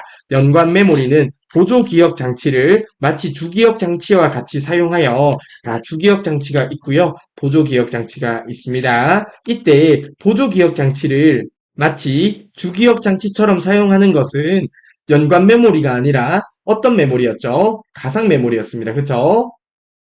보조 기억 장치의 일부를 주기억 장치처럼 사용하는 기법은 가상 메모리이기 때문에 연관 메모리라는 설명은 잘못된 설명이 되겠습니다. 따라서 11번의 정답은 4번이 되겠네요. 자, 연관 메모리는 저장된 내용의 일부를 이용하여 기억 장치에 접근해서 데이터를 읽어오는 메모리였고요. 보기 4번에서 나오는 설명은 가상 메모리에 관한 설명이었습니다. 따라서 11번의 잘못된 보기는 4번이 되겠습니다. 네, 다음으로 12번 문제 보도록 하겠습니다. 다음 중 컴퓨터 운영체제에 관한 설명으로 옳지 않은 것은 이라고 하네요. 자, 저희가 운영체제에 관련해서도 파트 1에서 학습을 했었습니다. 그쵸? 자, 운영체제가 어떤 거였어요? 자, 컴퓨터가 있고요. 그리고 사용자가 있다고 가정을 한번 해볼게요. 해당 컴퓨터와 사용자 사이에서 중개자 역할을 하는 것이 운영체제의 의미가 되었습니다. 그쵸? OS는 오퍼레이팅 시스템의 약자로서 운영체제라고 하는데요. 대표적인 운영체제가 윈도우가 있다. 그쵸? 자, 윈도우가 저희가 사용하는 대표적인 운영체제라 생각을 하시면 됩니다. 윈도우 말고도 뭐 유닉스, 리눅스, 맥OS 등이 있었다. 그쵸? 자, 아무튼 해당 운영체제에 관해서 묻는 문제가 되겠습니다. 자, 보기 1번부터 보도록 할게요. 운영체제는 컴퓨터가 작동하는 동안 하드디스크에 위치하여 실행된다고 하는데요. 보기 1번이 잘못된 보기가 되겠습니다. 자, 그러면 12번의 정답은 1번이 되겠네요. 운영체제뿐만 아니라 모든 프로그램이 동일한데요. 자, 저희가 기억장치에는 주기억 장치가 있었다. 그쵸? 주기억 장치가 있고요. 그리고 보조기억 장치가 있습니다. 보조기억 장치라고 하거나 아니면 주로 보조기억 장치는 하드디스크라고 표현을 하기는 해요. 보조기억 장치가 있습니다. 아무튼 하드디스크가 있는 거예요. 자, 기본적으로 프로그램들은 하드디스크에 위치를 하고 있어요. 운영체제도 동일하게 하드디스크에 위치를 하는데 컴퓨터가 실행되거나 아니면 어떤 프로그램이 실행될 때 주기억 장치에 적재가 되는 거거든요. 자, 그래서 보기 1번의 내용을 보게 되면 운영체제는 컴퓨터가 작동하는 동안은 하드디스크가 아닌 주기억 장치에 위치가 되어 있는 거겠죠. 그래서 보기 1번의 설명이 잘못된 설명이 되겠습니다. 자, 그리고 보기 2번입니다. 프로세스, 기억 장치, 주변 장치, 파일 등의 관리가 주요 기능이라고 하는데요. 자, 이러한 기능들을 저희가 윈도우 사용하면 저희가 의식을 하지 않고 편하게 사용을 하고 있다, 그쵸? 자, 그런 이유가 중간에 있는 이 운영체제가 알아서 관리도 해주고 중개자 역할을 해주기 때문이에요. 그래서 보기 2번의 설명은 맞는 설명이 되겠습니다. 이때 주변 장치라고 하면 뭐 키보드나 마우스나 뭐 프린터 뭐 이런 것들 전체를 주변 장치라고 하는 거예요. 자, 그리고 보기 3번입니다. 운영체제의 평가 항목으로 처리 능력, 응답 시간, 사용 가능도, 신뢰도 등이 있다고 하는데요. 이러한 것들이 있었다. 그쵸? 보기 3번의 설명은 맞는 설명이 되겠고요. 보기 4번입니다. 사용자들 간의 하드웨어 공동 사용 및 자원의 스케줄링을 수행한다고 하는데요. 자, 보기 4번도 맞는 설명이 되겠습니다. 사용자들 간의 하드웨어 공동 사용이라고 하면 대표적으로 어떤 프린터를 여러 사용자가 사용을 할 수 있을 텐데요. 이런 공동 사용 및 자원의 스케줄링이라고 하면 주기억 장치가 있고 보조기억 장치가 있다고 했을 때, 자, 주기억 장치는 보조기억 장치에 비해서 메모리 공간이 작습니다. 그렇기 때문에 만약에 사용하지 않는 프로그램이 있다고 하면 보조기억 장치로 나가야 될 거고요. 그리고 보조기억 장치에서도 주기억 장치에 모두 적재를 할 수 없기 때문에 이때 가는 스케줄, 즉 순서가 필요해요. 그래서 어떤 프로그램이 뭐 먼저 들어가야 되고 이런 순서를 배정하는 것들이 스케줄링이라고 생각을 하면 되는데요. 이런 것들도 운영체제가 다 알아서 해줘요. 저희가 그렇기 때문에 컴퓨터를 굉장히 편하게 사용을 하는 거예요. 자, 아무튼 간에 하드웨어 공동 사용 및 자원의 스케줄링을 수행한다는 설명도 맞는 설명이 되겠습니다. 자, 그래서 12번의 정답은 1번이 되겠고요. 자, 운영체제는 컴퓨터가 작동하는 동안에 주기억 장치에 위치해서 실행이 되게 되는 거예요. 자, 그리고 12번 문제 넘어가기 전에 저희가 파트 1에서 학습했던 관련 개념만 간단하게 보고 넘어갈게요. 자, 저희가 운영체제를 평가하는 항목들이 있었습니다. 평가하는 항목에 네 가지 항목이 있었는데요. 처리 능력, 신뢰도, 사용 가능도, 응답 시간이 있었습니다. 처리 능력은 좋을수록 신뢰도가 일을 정확히 처리할수록 사용 가능도는 즉시 사용 가능할수록 응답 시간은 낮을수록 좋은 거죠. 결과를 얻을 때까지의 시간이 적을수록 저희가 좋은 운영체제라고 판단을 했습니다. 자, 좋은 운영체제를 판단하는 네 가지 기준도 함께 기억을 해주시면 좋을 것 같습니다. 자, 사용 가능도, 즉시 사용 가능할수록인데 해당 부분을 바꾸어서 문제에 출제되는 경우가 많고요. 자, 아무튼 좋은 운영체제를 판단하는 네 가지 기준은 기억을 해주시면 좋을 것 같습니다. 자, 12번의 정답은 1번이었고요. 다음 문제 바로 보도록 할게요. 네, 다음으로 13번 문제 보도록 하겠습니다. 자, 13번 문제 보기 전에 디지털 컴퓨터와 아날로그 컴퓨터에 대해서 살펴볼게요. 자, 해당 개념 같은 경우에는 1급 시험에서는 잘 출제가 되지 않습니다. 그렇기 때문에 1급 시험 칠 때는 굳이 언급을 드리진 않는데요. 2급 시험에서는 종종 출제가 되긴 하더라고요. 그래서 해당 개념을 함께 살펴보면 좋을 것 같습니다. 자, 우선 컴퓨터를 디지털 컴퓨터와 아날로그 컴퓨터로 구분을 해서 살펴볼 수 있는데요. 디지털 컴퓨터의 장점이 있을 거고 아날로그 컴퓨터의 장점이 있을 거잖아요. 해당 두 컴퓨터의 장점을 결합한 것을 하이브리드 컴퓨터라고 하기도 합니다. 자, 그러면 컴퓨터를 세 개로 구분할 수 있겠네요. 디지털 컴퓨터, 아날로그 컴퓨터, 그리고 해당 장점을 결합한 하이브리드 컴퓨터로 구분을 할 수 있겠고요. 하이브리드라고 하면 보통 어떤 전기차도 있고 일반 이제 기름으로 굴러가는 차도 있는데 그 두 개의 장점을 결합한 차를 보통 하이브리드 자동차라고 하지 않나요? 제가 자동차를 잘 몰라서 아무튼 그런 개념으로 살펴봐 주시면 될 것 같아요. 디지털 컴퓨터와 아날로그 컴퓨터의 장점을 결합한 컴퓨터는 하이브리드 컴퓨터가 되고요. 저희가 보고자 하는 것은 디지털 컴퓨터와 아날로그 컴퓨터의 특징을 구분해서 보고자 합니다. 자, 한번 같이 보도록 하겠습니다. 자, 우선 디지털 컴퓨터 같은 경우에 그래프로 표시하게 되면 이런 형태로 표시가 되고요. 그리고 아날로그 컴퓨터 같은 경우에는 그래프로 표시하게 되면 이런 형태가 나오게 돼요. 자, 해당 그래프를 기억하고 아래쪽의 특징을 비교하면 보다 쉽게 이해할 수 있을 거라 생각을 해서요. 자, 아무튼 해당 그래프 모양을 기억해 주시면 좋을 것 같아요. 우선 디지털 컴퓨터는 저희가 일반적으로 사용하는 컴퓨터라고 생각하시면 되겠습니다. 자, 입력 형태는 숫자 문자 데이터, 출력 형태는 숫자 문자 데이터가 되고요. 아날로그 컴퓨터에서 사용하는 것은 전류나 온도나 속도나 아니면 목소리나 이런 것들을 입력 데이터로 받게 되고요. 출력 형태는 곡선이나 그래프로 나오게 됩니다. 그리고 디지털 컴퓨터 같은 경우는 해당 부분에서 0, 1, 0, 1, 0, 1과 같은 값을 가지게 되는 거예요. 자, 그래서 연산장치 같은 경우는 4층 연산을 해요. 자, 해당 부분은 4층 연산을 할 수 있고요. 그리고 회로는 논리 회로가 됩니다. 자, 예를 들어서 참이다, 거짓이다 이런 것들을 참일 때는 1, 거짓일 때는 0과 같은 이런 논리 회로를 가지게 되고요. 그리고 아날로그 컴퓨터 같은 경우는 미적분 연산이나 증폭 회로를 가지게 됩니다. 자, 해당 부분에서 디지털 컴퓨터 위주로 기억을 하시면 크게 헷갈리지 않으실 거라 생각을 합니다. 입력 형태와 출력 형태는 숫자와 문자를 가지고요. 연산 장치는 4층 연산, 회로는 논리 회로를 가집니다. 그리고 정밀도 같은 경우는 필요한 한도까지 정밀하게 표시를 할 수 있고요. 아날로그 컴퓨터는 제한적으로 정밀도를 가지게 됩니다. 자, 해당 부분은 생각을 해보게 되면 예를 들어서 목소리가 몇 개냐 이렇게 표현을 했을 때 당연히 정확하게 표현이 안 되겠죠. 그래서 제한적이다 이렇게 생각을 하시면 될 것 같아요. 그리고 프로그래밍 여부를 보게 되면 디지털 컴퓨터 같은 경우는 저희가 프로그래밍을 할 수 있겠다, 그쵸? 자, 그래서 프로그래밍이 필요하고요. 아날로그 컴퓨터는 필요하지 않습니다. 그리고 프로그래밍을 하다 보니까 연산 속도는 느리고요. 그리고 아날로그 컴퓨터는 연산 속도가 빠르다는 특징이 있습니다. 그리고 디지털 컴퓨터는 여러 용도로 사용을 해요. 저희가 컴퓨터를 여러 용도로 사용을 하듯이 용도는 범용이고요. 아날로그 컴퓨터는 전용입니다. 즉 어떤 하나의 목적을 위해서만 사용하는 것이 아날로그 컴퓨터가 돼요. 자, 예를 들어서 뭐 온도를 표시하겠다고 하는 그런 컴퓨터가 있다고 하면 그 해당 전용 그 목적을 위해서만 사용을 하는 거죠. 그렇다 보니까 연산 속도도 빠를 거예요. 그쵸? 자, 그리고 디지털 컴퓨터가 고가고요. 왜냐하면 범용으로 여러 가지를 사용할 수 있기 때문이고요. 상대적으로 아날로그 컴퓨터는 저가라는 특징이 있습니다.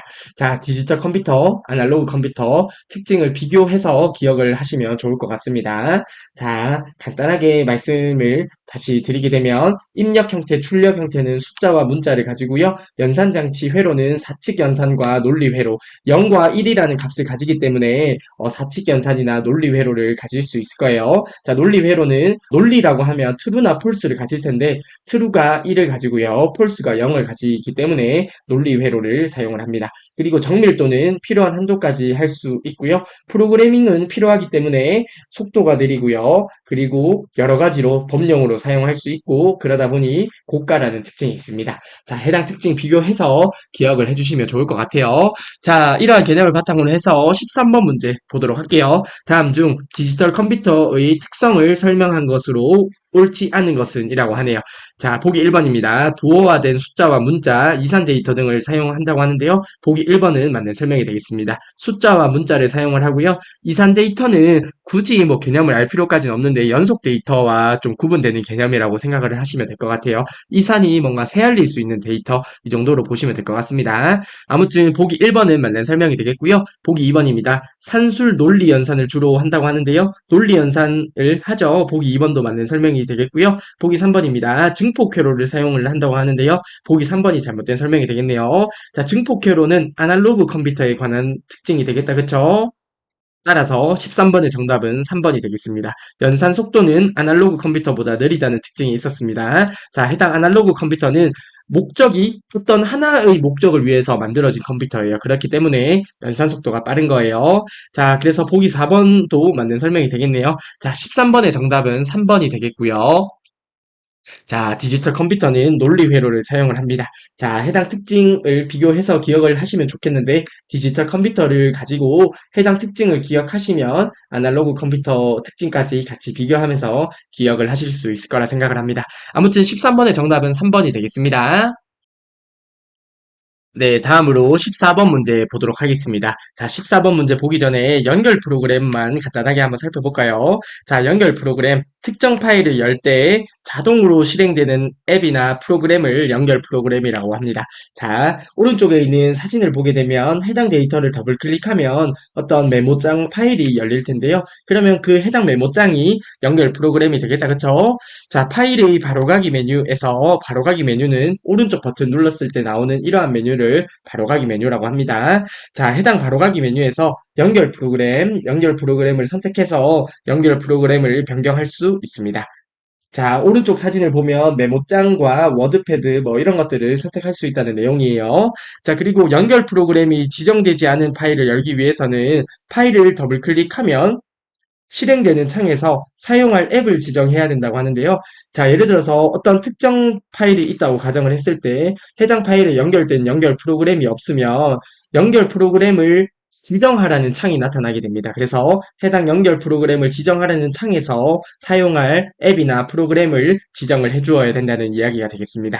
자, 연결 프로그램 간단하죠? 자, 아무튼 14번 문제 한번 볼게요. 다음 중 윈도우에서 연결 프로그램에 대한 설명으로 옳지 않은 것은 이라고 하네요. 보기 1번입니다. 문서나 그림 같은 데이터 파일을 더블 클릭하게 되면, 즉 실행하게 되면 자동으로 실행되는 응용 프로그램이라고 하는데요. 보기 1번은 맞는 설명이 되겠고요. 해당 부분이 연결 프로그램의 정의가 되겠네요. 자, 보기 2번입니다. 데이터 파일의 바로가기 메뉴에서 바로가기 메뉴는 해당 파일에서 오른쪽 버튼 누르면 나오는 메뉴라고 했습니다. 연결 프로그램을 선택하면 연결 프로그램을 변경할 수 있습니다. 보기 2번도 맞는 설명이고요. 아래쪽에 그림에 보게 되면 바로가기 메뉴에 연결 프로그램을 클릭하게 되면 이렇게 연결 프로그램을 변경할 수 있습니다.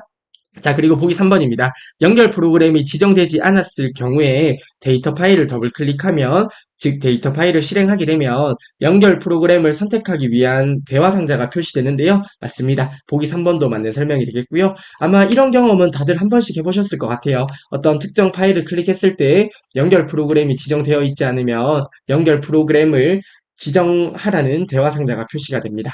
그래서 보기 3번도 맞는 설명이 되겠고요. 보기 4번입니다. 연결 프로그램 대화 상자에서 연결 프로그램을 삭제하면 연결된 데이터 파일도 삭제된다고 하는데요. 보기 4번은 전혀 잘못된 설명이 되겠습니다. 해당 연결 프로그램과 특정 데이터 파일은 전혀 별개의 객체라고 생각을 해주시면 돼요. 자, 예를 들어서 해당 데이터 파일이 있다고 가정을 했을 때 제가 컴퓨터에서 메모장을 삭제했다고 가정을 해볼게요. 메모장을 삭제한다고 하더라도 해당 데이터 파일은 당연히 삭제가 되면 안 되겠다. 그쵸? 당연히 해당 메모장이라는 프로그램과 별개의 파일이에요. 그래서 연결 프로그램을 삭제한다고 하더라도 데이터 파일이 삭제가 된다는 것은 전혀 잘못된 보기가 되겠습니다. 따라서 14번의 정답은 4번이 되겠습니다. 자, 연결 프로그램을 삭제한다고 해서 연결된 데이터 파일이 삭제가 되진 않습니다. 자, 사실 한 번만 생각해보면 말이 안 되는 게 예를 들어서 어떤 컴퓨터에서 메모장과 연결된 파일이 여러 개 있다고 가정을 했을 때 실수로 메모장이라는 프로그램을 삭제하면 해당 데이터들이 다 삭제가 되면 말이 안 되잖아요. 그래서 연결 프로그램과 어떤 데이터 파일은 전혀 별개의 객체라고 생각을 해주시면 되겠습니다. 자, 아무튼 14번의 정답은 4번이 되겠고요. 네, 다음으로 15번 문제 보도록 하겠습니다. 자, 15번 문제는 바로가기 아이콘 관련 문제가 되는데요. 해당 개념도 저희가 파트 1에서 학습했던 내용입니다. 한번 간단하게 리뷰를 하고 15번 문제를 바로 보도록 하겠습니다. 자, 바로가기 아이콘이에요. 자, 우선은 왼쪽에 보면 원본 파일이 있고요. 오른쪽에 바로가기 아이콘이 있네요. 자, 바로가기 아이콘은 왼쪽 하단에 화살표 표시가 있습니다. 자, 이러한 표시가 있는 아이콘이 바로가기 아이콘이라고 생각을 하시면 됩니다. 저희가 사용하는 컴퓨터에서도 이런 아이콘을 가진 것들이 많을 거예요. 그런 아이콘들은 바로가기 아이콘이라고 생각을 하시면 되겠습니다. 자, 아무튼 해당 바로가기 아이콘에서 가지고 있는 정보는 원본 파일에 대한 위치 정보를 가지고 있는 거예요. 자, 그래서 바로가기 아이콘을 더블 클릭해서 실행하게 되면 원본 파일의 위치 정보가 있기 때문에 해당 원본 파일로 가서 해당 원본 파일을 실행하게 되는 개념으로 생각을 해주시면 되겠습니다. 자, 바로가기 아이콘을 실행하면 그래서 연결된 원본 파일이 실행이 되는 거고요. 바로가기 아이콘의 확장자는 LNK라고 했습니다. LNK 링크로 기억을 해주시면 좋겠네요. 자, 링크로 기억을 하시면 되겠습니다. 자, 그리고 원본 파일을 삭제하면 바로가기 아이콘은 당연히 실행을 할 수 없겠다. 그쵸? 자, 예를 들어서 해당 원본 파일이 삭제되면 바로가기 아이콘에서는 위치 정보를 가지고 갔는데요. 실행할 원본 파일이 없으므로 당연히 실행되지 않겠죠. 그리고 하나의 원본 파일에 여러 개의 바로가기 아이콘을 만들 수 있다고 하는데요. 해당 부분도 당연히 여러 개의 아이콘을 만들 수 있습니다. 예를 들어서 엑셀이라는 원본 파일이 있을 때 해당 바로가기 아이콘을 바탕화면에 만들 수도 있고요. C 드라이브에 만들 수도 있고요. D 드라이브에 만들 수도 있습니다. 각 위치에서 바로가기 아이콘을 통해서 해당 원본 파일을 실행할 수 있는 것이겠죠. 자, 아무튼 바로가기 아이콘 관련 개념을 기억을 해주시면 좋을 것 같습니다. 자, 바로 15번 문제 볼게요. 다음 중 윈도우 바로가기 아이콘 및 바로가기 아이콘의 속성에 대한 설명으로 옳지 않은 것은 이라고 하네요. 자, 보기 1번입니다. 대상 파일이나 대상 형식, 대상 위치 등에 관한 연결된 항목의 정보를 확인할 수 있으며, 자, 이런 것들을 확인할 수 있습니다. 저희가 파트 1에서 볼 때는 컴퓨터 실습을 통해서 보여드렸는데, 자, 기출문제 풀이할 때는 해당 부분까지는 생략을 할게요. 자, 아무튼 연결된 항목의 정보를 확인할 수 있습니다. 그리고 바로가기 아이콘을 실행하면 연결된 원본 파일이 실행된다고 했다, 그쵸? 그래서 보기 1번은 맞는 설명이 되겠고요. 보기 2번입니다. 연결된 항목을 바로 열 수 있는 바로가기 키, 즉 단축키를 지정할 수 있으며 하나의 바로가기 아이콘에 여러 개의 원본 파일을 연결할 수 있다고 하는데요. 보기 2번이 잘못된 설명이 되겠네요. 그쵸? 자, 하나의 바로가기 아이콘에 여러 개의 원본 파일을 연결한다는 것은 사실 말이 안 된다. 그쵸? 자, 예를 들어서 어떤 바로가기 아이콘이 있다고 가정을 해볼게요. 바로가기 아이콘에 저희가 엑셀이라는 프로그램을 연결을 한 거예요. 엑셀이라는 원본 파일에 바로가기 아이콘을 만들었는데요. 해당 바로가기 아이콘에서 예를 들어서 액세스라는 프로그램도 원본 파일이 연결되어 있다고 하면 해당 바로가기 아이콘을 더블 클릭했을 때 어떤 거를 실행할 줄 모르잖아요. 그래서 당연히 하나의 바로가기 아이콘에 하나의 원본 파일만 연결을 할 수 있습니다. 따라서 15번에서 잘못된 보기는 2번이 되겠네요. 다음으로 보기 3번입니다. 연결된 항목의 디스크 할당 크기를 확인할 수 있으며 해당 부분 확인할 수 있고요. 파일 폴더뿐만 아니라 디스크 드라이브나 프린터에도 그 어떤 것에서도 바로가기 아이콘을 만들 수 있습니다. 따라서 보기 3번도 맞는 설명이 되겠고요. 보기 4번입니다. 바로가기 아이콘을 만든 날짜와 수정한 날짜, 액세스한 날짜 등을 확인할 수 있습니다. 보기 4번도 맞는 설명이에요. 만약 해당 내용을 확인하고 싶다고 하면 컴퓨터가 있으시다고 하면 바로가기 아이콘에서 오른쪽 버튼 눌러서 확인을 할 수 있습니다. 자, 아무튼 15번의 정답은 2번이 되겠고요. 자, 하나의 바로가기 아이콘에 하나의 원본 파일만 연결할 수 있습니다. 따라서 15번의 정답은 2번이 되겠습니다. 네, 다음으로 16번 문제 보도록 하겠습니다. 자, 16번 문제 보기 전에 바이오스에 관해서 한 번 더 리뷰를 하고 문제를 보도록 하겠습니다. 자, 저희가 파트 1에서 바이오스 관련해서 개념을 살펴봤었는데요. 자, 바이오스, 베이직 인풋 아웃풋 시스템의 약자로 해서 바이오스라고 해요. 자, 바이오스는 기본 입력 출력이죠. 그래서 기본 입출력 시스템이라고도 하고요. 롬 바이오스라고도 합니다. 왜냐하면 해당 바이오스가 롬에 저장이 되기 때문에 롬 바이오스라고도 해요. 자, 아무튼 해당 바이오스는 롬에 저장된다는 것 기억해 주시면 되고요. 바이오스는 기본 입출력 시스템 롬 바이오스라고도 합니다. 자, 그리고 바이오스는 기본 입출력 장치나 메모리 등 하드웨어 작동에 필요한 명령을 모아놓은 프로그램을 바이오스라고 하고요. 전원이 켜지면 포스트의 약자는 파워 온 셀프 테스트입니다. 저희가 컴퓨터를 켤 때 키보드나 마우스에 불이 껌뻑 들어오는 게 있죠. 자, 그런 것들이 포스트 과정이라고 보시면 돼요. 아무튼 전원이 켜지면 포스트를 통해서 컴퓨터를 점검을 하고요. 사용 가능한 장치들을 초기화해주는 역할을 하는 것이 바이오스가 됩니다. 자, 그리고 오른쪽에 보면 한 가지 개념이 더 나오는데요. 자, 시모스라는 게 있어요. 시모스가 뭐냐면, 자, 바이오스가 이렇게 있고요. 바이오스가 있고요. 바이오스 안에 이렇게 시모스라는 프로그램이 하나 있다고 생각을 하시면 됩니다. 자, 그러면 해당 부분은 바이오스가 되고, 바이오스 안에 시모스라는 게 있는데요. 자, 시모스에서 설정 가능한 항목들이 있어요. 자, 시모스에서 설정 가능한 항목이 아래쪽에 있는데요. 시스템의 날짜와 시간, 하드디스크 타입, 부팅 순서, 시스템 암호, 칩셋 설정 등을 할 수 있습니다. 자, 해당 부분을 외워주시면 좋겠지만 사실 시모스에서 설정 가능한 항목이 1급 시험에서는 종종 자주 출제가 됩니다. 자, 그에 반해서 2급 시험에서는 그냥 보기 일부 정도 나오는 정도더라고요. 그래서 해당 부분을 뭐 굳이 시간이 많지 않다고 하면 외울 필요까지는 2급 시험에서는 없다고 생각을 하는데요. 자, 아무튼 시모스에서 시스템의 날짜와 시간, 하드디스크 타입, 부팅 순서, 시스템 암호, 칩셋 설정 등을 할 수 있습니다. 해당 부분 간단하게 살펴보았고요. 자, 16번 문제 바로 보도록 할게요. 다음 중 시모스와 바이오스에 대한 설명으로 옳지 않은 것은 이라고 하네요. 자, 보기 1번입니다. 일반적으로 부팅 시에 딜리트 키 또는 F2 키를 눌러서 시모스 셋업 프로그램을 실행할 수 있다고 하는데요. 자, 보기 1번의 설명은 맞는 설명입니다. 컴퓨터 부팅을 할 때 딜리트 키나 F2 키를 눌러서 시모스 셋업 프로그램을 프로그램을 실행을 해서 자, 아래쪽에 나온 이런 부분들을 설정을 할 수가 있어요. 굳이 외울 필요까지는 없다고 생각을 하는데요. 자, 아무튼 보기 1번은 맞는 설명이 됩니다. 다음으로 보기 2번입니다. 바이오스는 전원을 켜면 자동으로 가장 먼저 가동이 되고요. 맞습니다. 기본 입출력 장치나 메모리 등 하드웨어의 이상 유무, 그리고 포스트가 어떤 주변 장치를 점검을 하는 거죠. 그리고 초기화를 하는 거고요. 시스템 초기화, 시스템 부트 등을 수행하는 제어 프로그램이라고 하는데요. 보기 2번의 설명도 맞는 설명이 됩니다. 바이오스는 컴퓨터가 기동되면서 가장 먼저 실행이 되고요. 그리고 기본 입출력 장치나 메모리 등 하드웨어의 이상 유무나 포스트를 통해서 어떤 뭐 초기화를 하고 뭐 그런 작업들을 하는 프로그램입니다. 따라서 보기 2번도 맞는 설명이 되겠고요. 보기 3번입니다. 바이오스는 시모스에 저장이 된다고 하는데요. 해당 설명이 잘못되었네요. 자, 바이오스는 시모스에 저장되는 것이 아니라 롬에 저장이 되죠. 그래서 롬 바이오스라고도 합니다. 그쵸?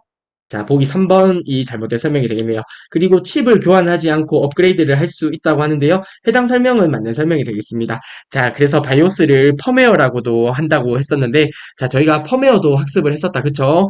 자, 아무튼 칩을 교환하지 않고 이렇게 업그레이드를 할 수 있다는 설명은 맞는 설명이 되겠습니다. 자, 보기 3번도 맞는 설명이 되겠고요. 보기 4번입니다. 시모스는 부팅 시에 필요한 하드웨어 정보를 담고 있는 반도체로 맞는 설명이고요. 날짜와 시간, 부팅 순서 등 일부 바이오스 정보를 설정할 수 있다고 하는데요. 보기 4번의 설명은 맞는 설명이 됩니다. 자, 아래쪽에서 보면 시모스에서 설정 가능한 항목들이 있었다. 그쵸? 자, 해당 항목들을 통해서 일부 바이오스 정보를 설정할 수 있다는 내용은 맞는 설명이 됩니다. 따라서 보기 4번의 설명은 맞는 설명이고요.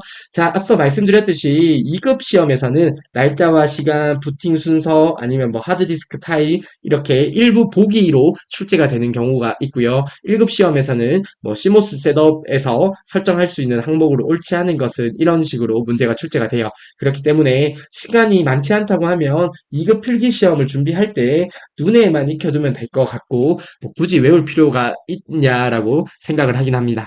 자, 아무튼 16번의 정답은 3번이 되겠네요. 자, 바이오스는 롬에 저장이 됩니다. 그쵸? 그래서 바이오스를 롬바이오스라고 한다고 했습니다. 따라서 16번의 정답은 3번이 되겠습니다.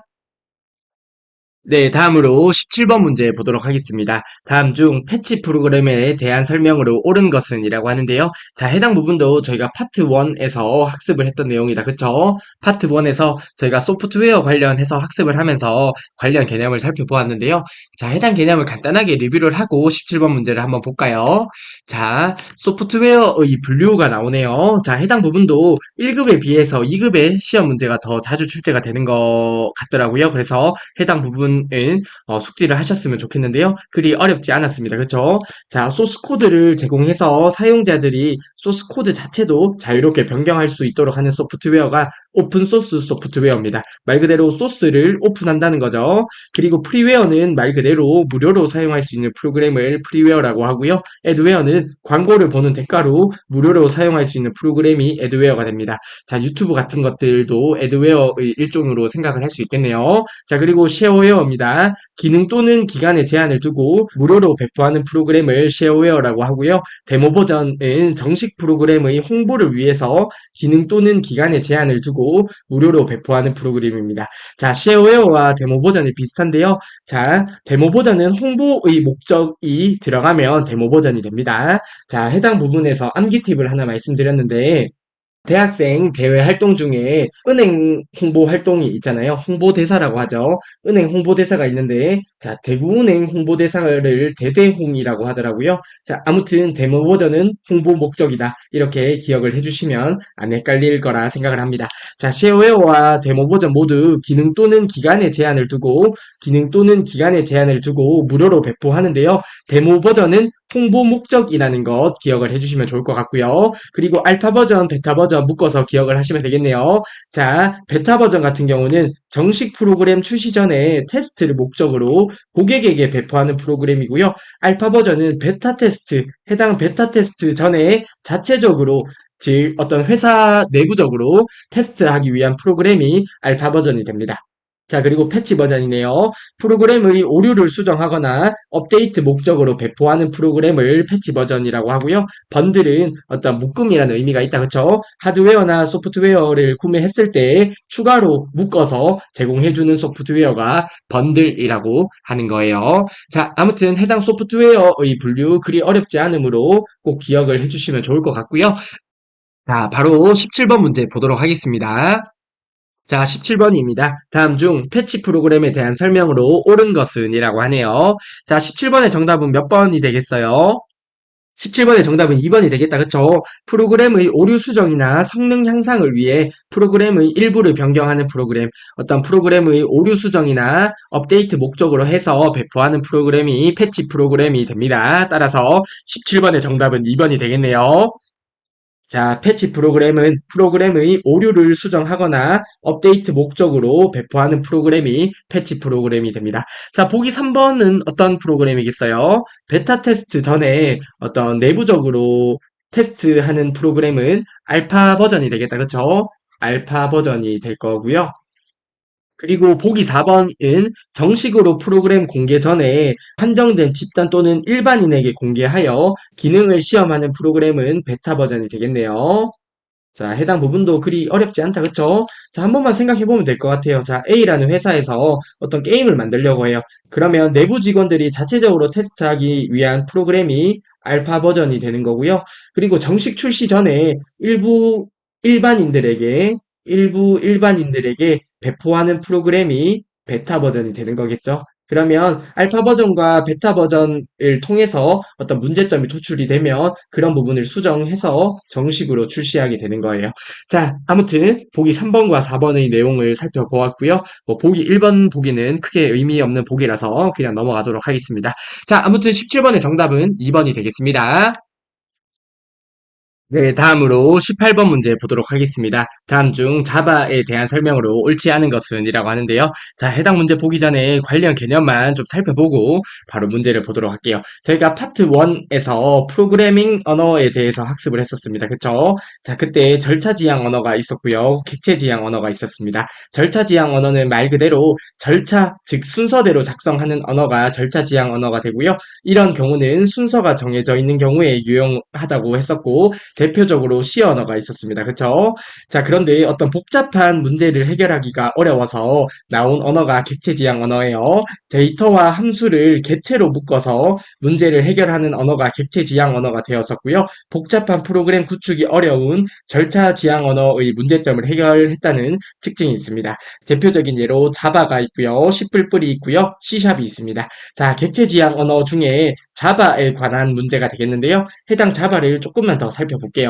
자바라고 하는 언어는 여러 프로그래밍 언어 중에 하나라고 보시면 되는데요. 자바, 실제로 정말 많이 사용하는 언어예요. 네트워크 환경에서 분산 처리 작업이 가능하다고 합니다. 자, 분산 처리 작업이 가능하다 보니까 뭐 여러 회사나 이렇게 많이 사용을 하는 거겠죠. 자, 아무튼 자바 하면 분산 처리 작업이 가능하다 이런 부분 기억을 해주시면 좋을 것 같고요. 자, 그리고 멀티 스레드 기능을 제공한다고 합니다. 자, 스레드라고 하면 하나의 작업 단위라고 보시면 돼요. 자, 하나의 작업 단위가 스레드인데 멀티 스레드다. 그쵸? 그래서 여러 작업을 동시에 처리할 수 있다는 특징이 있습니다. 자, 그리고 플랫폼의 독립적이라고 하는데요. 자, 플랫폼이라고 하면 윈도우나 유닉스나 뭐 리눅스 어떤 OS에 관계없이 아니면 핸드폰에서도 뭐 다 동작한다. 그 각 플랫폼에 종속되지 않고 독립적으로 작동한다 이런 의미로 봐주시면 될 것 같은데요. 조금만 더 살펴볼게요. 플랫폼에 독립적이다라는 의미는 플랫폼에 관계없이 동작한다라는 의미가 돼요.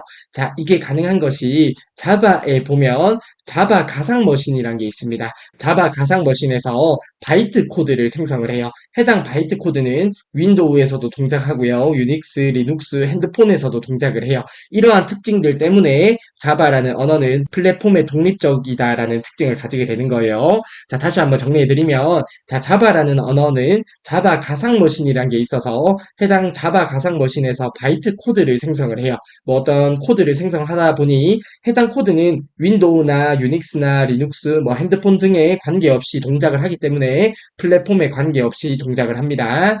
자, 아무튼 이러한 특징이 있고요. 자, 그래서 컴퓨터 프로그램이 운영체제에 맞게 작성되는 것이 아니에요. 자, 만약에 어떤 프로그램이 운영체제에 맞게 작성이 된다고 하면, 자, 윈도우에서 작동하는 프로그램, 유닉스에서 작동하는 프로그램, 아니면 핸드폰에서 작동하는 프로그램을 각각 코드를 작성을 해야 돼요. 하지만 자바는 자바 가상 머신에서 바이트 코드를 생성하고 해당 바이트 코드는 플랫폼에 관계없이 동작하기 때문에 하나만 있으면 윈도우든 유닉스든 핸드폰이든 이렇게 동작할 수 있는 거죠.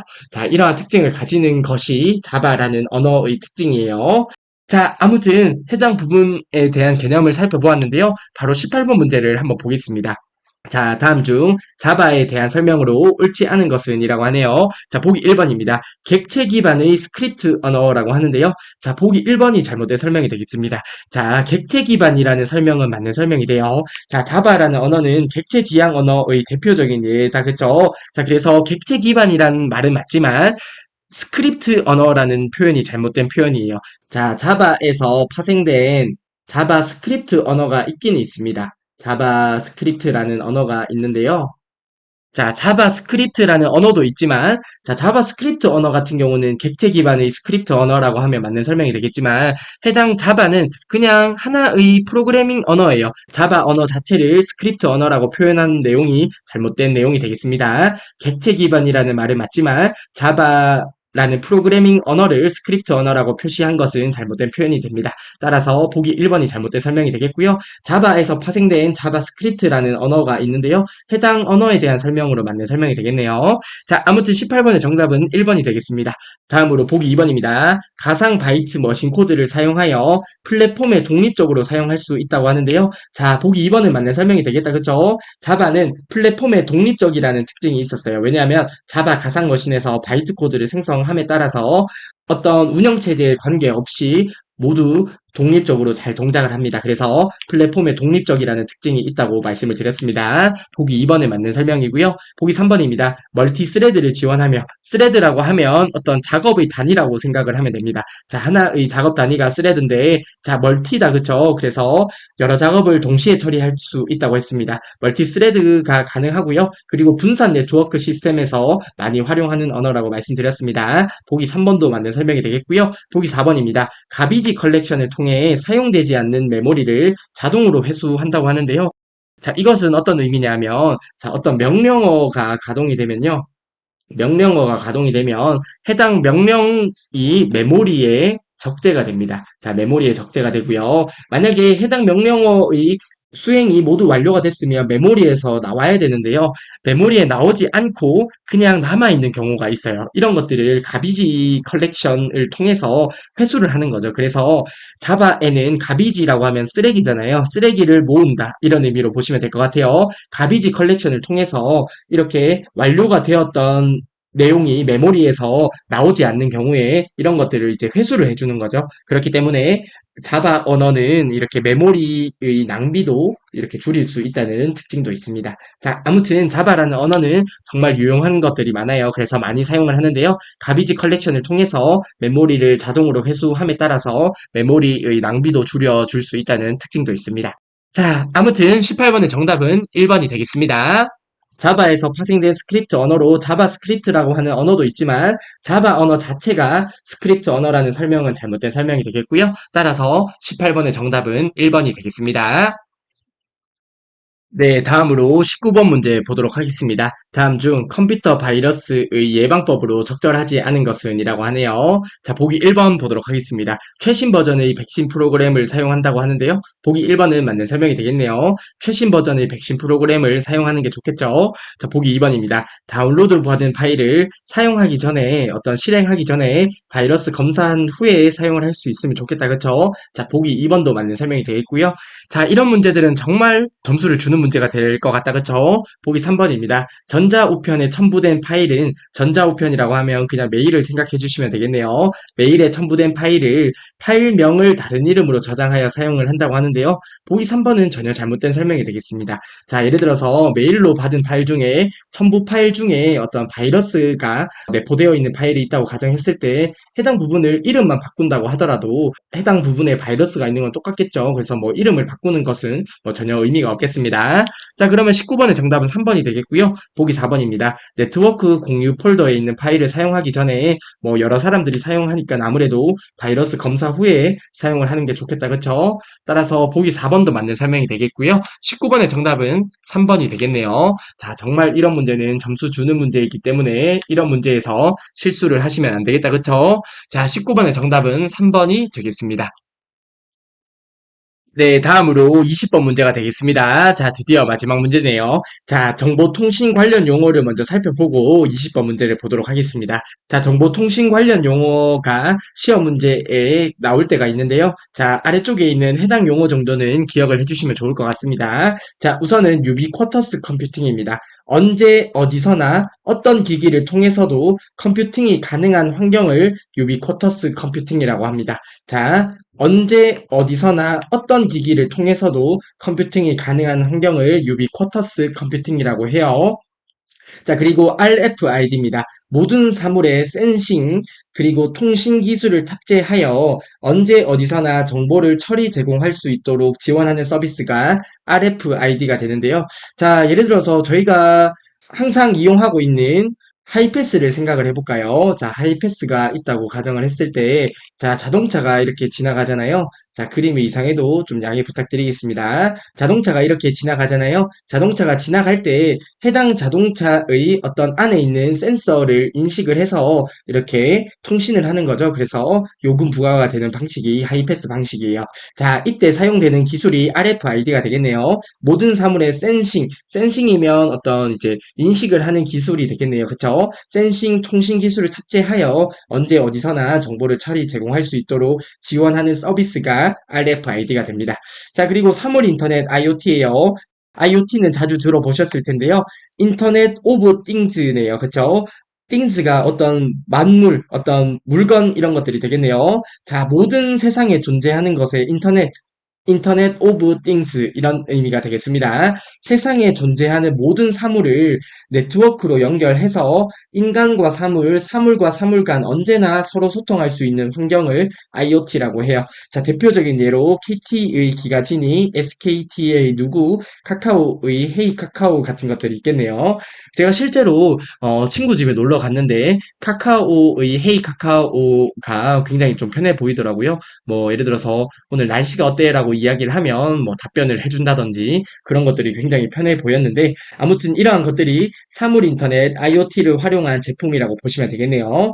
자, IoT 세상에 존재하는 모든 사물을 네트워크로 연결해서 아니면 인터넷으로 연결해서 이렇게 지문이 시작되면 사물 인터넷 IoT에 관한 설명이 되겠습니다.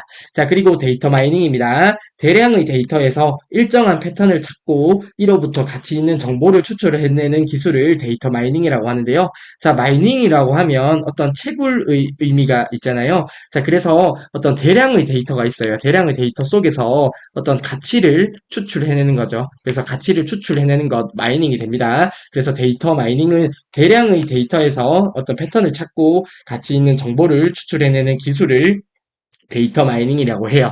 자, 그리고 테더링과 핫스팟이 있는데요. 인터넷에 연결된 기기를 이용해서 다른 기기에서 인터넷 접속이 가능하도록 해주는 기술이 테더링 그리고 핫스팟이라고 하는데요. 자, 해당 기술은 저희가 많이 사용하고 있다. 그쵸? 테더링은 블루투스나 USB 등을 이용해서 1대1로 연결을 하고요. 핫스팟 같은 경우는 1대 N 연결을 합니다. 그래서 저희가 어떤 카페에 가서 와이파이를 사용하기 힘든 경우에 핸드폰에서 핫스팟 기능을 틀어서 노트북을 사용을 하잖아요. 자, 이러한 기능들이 뭐 핫스팟이나 테더링이 됩니다. 이때 테더링은 1대1 연결을 테더링이라고 하고요. 핫스팟은 1대 다 연결을 핫스팟이라고 합니다. 자, 아무튼 정보통신 관련 용어를 저희가 한 5가지 정도 살펴봤는데요. 해당 5가지 용어들이 자주 출제되는 용어 정도로 보시면 될 것 같고요. 해당 용어는 좀 기억을 해주시면 좋을 것 같습니다. 자, 그러면 바로 20번 문제 풀 수 있겠네요. 다음 중 3월에 전자태그를 부착하고 무선 통신을 이용하여 사물의 정보 및 주변 상황 정보를 감지하는 센서 기술로 옳은 것은 이라고 하네요. 자, 20번의 정답은 몇 번이 되겠어요? 20번의 정답은 4번이 되겠다. 그쵸? RFID의 설명이 되겠습니다. 어떤 전자태그가 있음으로써 센싱이 되겠다. 그쵸? 어떤 상태를 감지할 수 있을 거고요. 그래서 센싱이나 통신 기술을 탑재하여 어떤 정보를 처리 제공할 수 있도록 하는 서비스 RFID에 대한 설명이 되겠습니다. 따라서 20번의 정답은 4번이 되겠네요. 자, 이렇게 해서 저희가 1회 기출문제의 모든 문제를 풀이해 보았고요. 자, 다음 시간에는 저희가 스프레드시트 일반을 풀이할 예정인데요. 자, 해당 기출문제를 통해서 파트 1의 내용을 다지는 것과 함께 추가적인 개념들이 있을 거예요. 추가적인 개념들, 저희가 기억할 수 있는 부분들은 기억을 하고요. 오리엔테이션 시간에 말씀드렸듯이 너무 많은 기출 문제를 통해서 학습을 한다기보다는 어느 정도 자신감이 생기면 시험에 응시하는 것을 추천드립니다. 자, 아무튼 이번 시간은 마무리를 하겠고요. 다음 시간에 스프레드시트 일반의 문제 풀이를 함께 해보도록 하겠습니다. 이번 시간도 정말 수고 많으셨습니다.